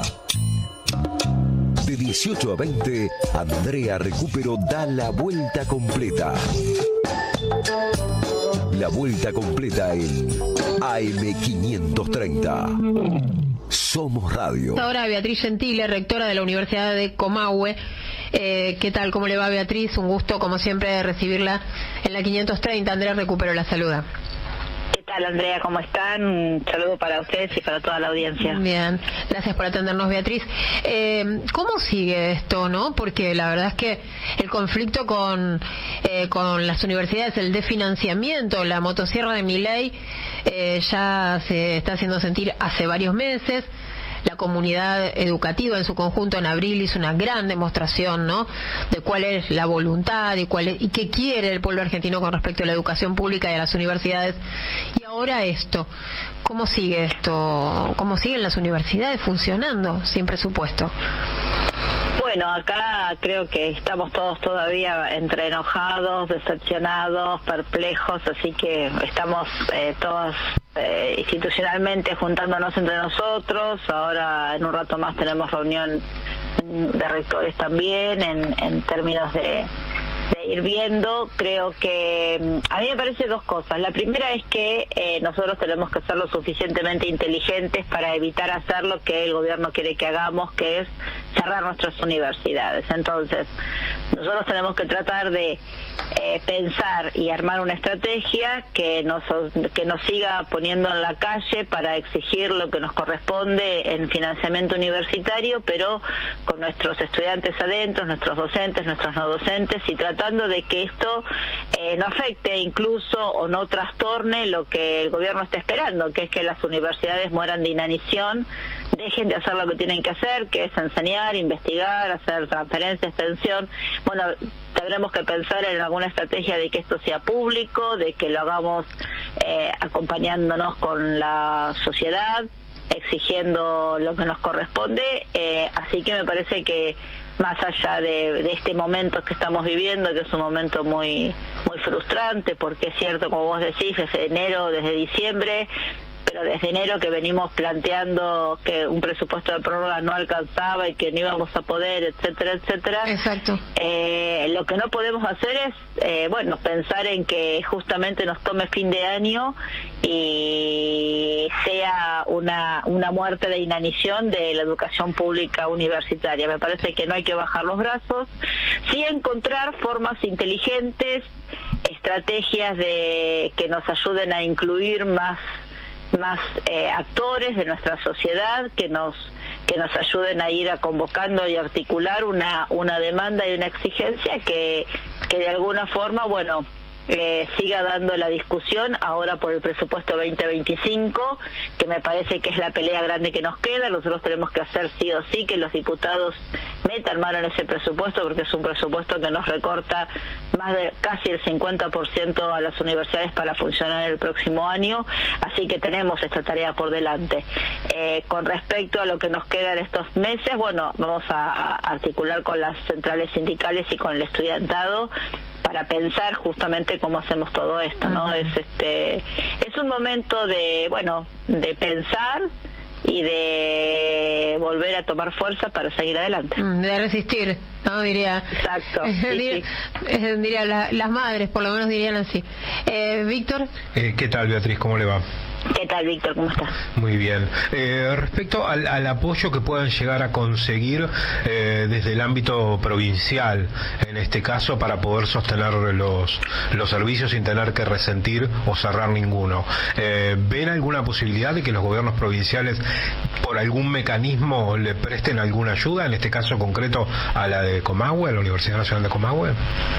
Sí, en nuestro caso sí. En nuestro caso yo te diría que la cuestión de servicios, tarifas y eso está garantizado, porque hemos venido trabajando articuladamente con el gobierno de la provincia de Neuquén y de Río Negro, y eso hoy no sería el problema para que funcione nuestra universidad. Nos preocupa el salario de nuestros docentes y nuestros no docentes, nos preocupa el próximo año, nos preocupa estos meses difíciles como es enero y febrero, en donde lleguen las transferencias, pase todo lo que tenga que pasar. Eso nos preocupa más. Nosotros para fin de año lo que es el funcionamiento lo tenemos dentro de todo garantizado, también. Esperando que por lo menos en tarifa de gas ya sea menor, ya dado que el tiempo es mejor. Creo que en esto podemos, no podemos expandirnos, pero vamos a estar justos, pero bien. Nos preocupa ahora las partidas salariales, que eso no es lo que garantizaba la ley de financiamiento universitario, precisamente, y esto nos garantizaba llegar a fin de año sin conflicto, con las mesas de exámenes que se puedan tomar, con la gente que se pueda recibir, con nuestras cursadas. Eso fue lo que hoy se votó en contra, en un acto absolutamente, creo yo, ilegítimo, totalmente ilegítimo por parte de los diputados, porque ellos representan en gran medida a las poblaciones de donde vienen, y en este caso hicieron miraron para el costado, ¿no? Escuchaba recién a Cecilia Moró, que me parece que su intervención fue de las mejores. Sí. Y la verdad que es eso, ¿no? Yo a lo que decía de la reforma digo, esta es una vergüenza más y una libertad menos, ¿no? Que nos está quedando en la Argentina, porque la verdad que miraron para el costado, miraron el negocio chiquito, intereses personales, liderazgos territoriales que, bueno, tienen poca grandeza y poca realmente legitimidad para ser representantes del pueblo argentino. Sí. Ahora está pasando, ¿no?, que desde el gobierno de Javier Milei y bueno, con sus socios, ¿no?, del macrismo, el PRO, bueno, que en realidad hoy son el gobierno, ¿no?, el oficialismo, continuamente se instalan o se buscan instalar ideas falsas, ¿no? Y ahora contra la universidad, con mucha fuerza, ¿no? Se escuchó hoy en las intervenciones de los diputados, tanto de la Libertad Avanza como del PRO, y luego salió el ministro Caputo a tuitear y a expresarse, y también Patricia Bullrich, que la universidad se convirtió en un local partidario, dijo Patricia Bullrich, privatizado por las castas políticas. Me gustaría, Beatriz, que nos deje una reflexión sobre esto que está instalando la derecha para ir hacia donde usted señalaba antes, ¿no? Y intentar cerrar, vaciar las universidades públicas.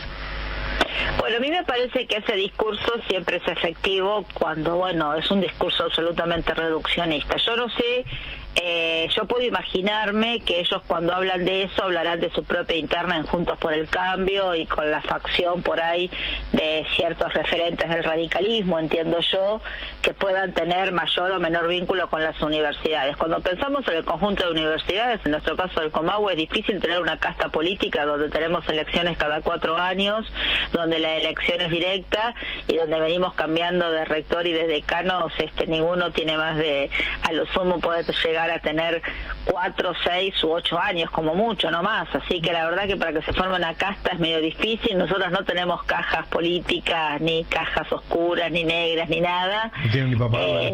Claro, no hay para pagar la luz, claro. Claro, no tenemos ni siquiera espalda para trazarnos una cuota de luz.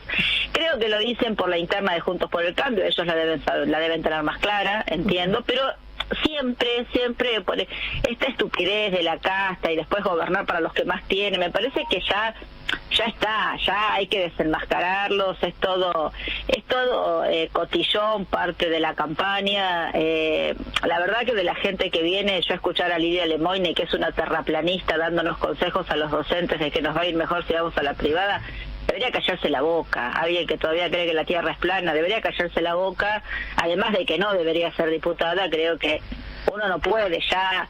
Es como que la tolerancia a la ignorancia de esta gente que tiene poder es todo un ejercicio, creo, de yogi tibetano, ¿no? Es muy complicado. Pero más allá de eso, las universidades no tienen castas. Cuando hablan de eso, insisto, hablarán de la política de provincia o capital. Es muy difícil que las universidades tengan un régimen de elecciones y además tienen cogobierno.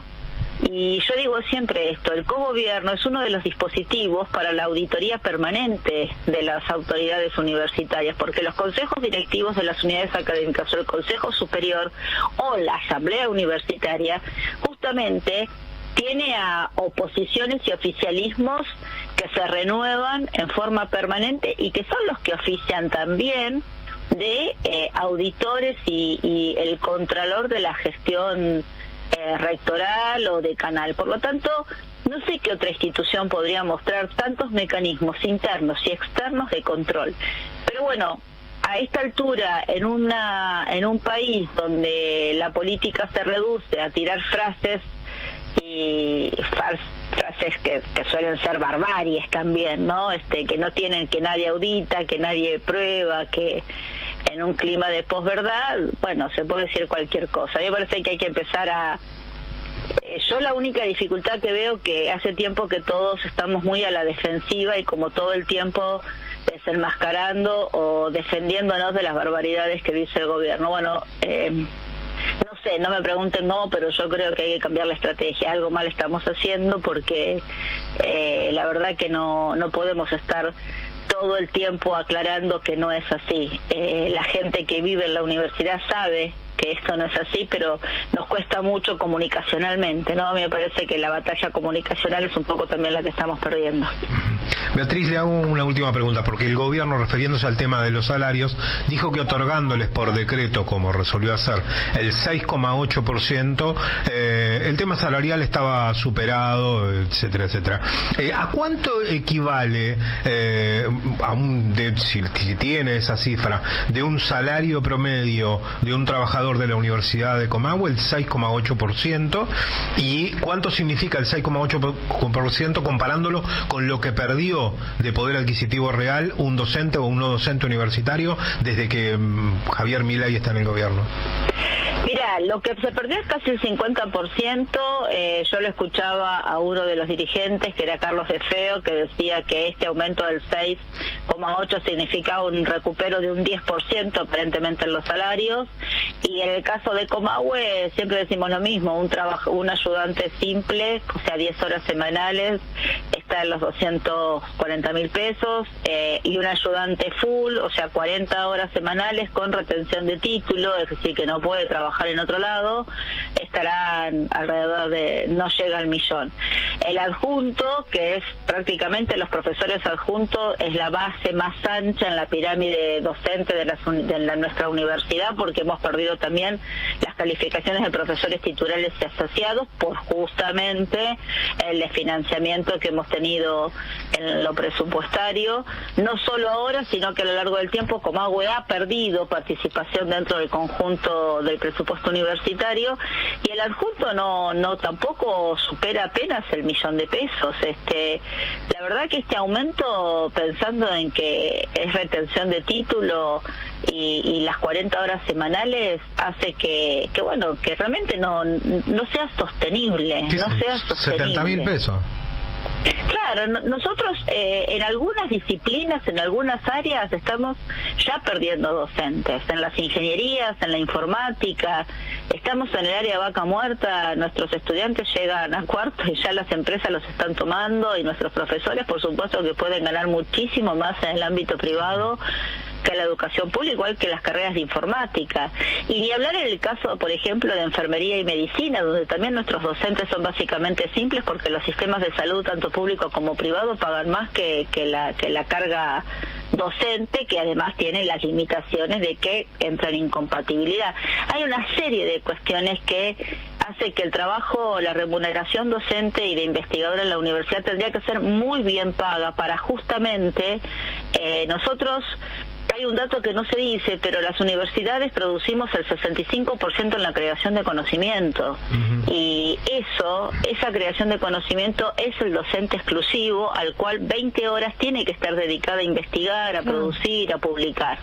Bueno, para eso necesitamos, por supuesto, investigadores y docentes que estén bien pagos, y bien pagos es, estamos diciendo, que su canasta básica les permita vivir, ¿no? Claro, que no estamos hablando de otra cosa. Tal cual. Beatriz, muchísimas gracias. Quedamos entonces a la expectativa de qué va a pasar en esa reunión que nos anticipa va a haber en un ratito, ¿no? De los rectores. Sí, vamos a tener una reunión, por lo menos en los rectores, donde vamos a ver si empezamos a reunirnos. Nosotros mañana en Comahue yo ya he convocado a decanos para también tener una reunión, para hablar y empezar a hablar de todo esto. Los estudiantes están haciendo sus propias reuniones también, así que iremos viendo. Insisto, lo mejor es seguir estando juntos, tenemos que tener estrategias en forma conjunta, no dividirnos, no fragmentarnos, y buscar la manera de recuperarnos. Bien, gracias, Beatriz. Un abrazo. Un abrazo para ustedes. Chau, chau.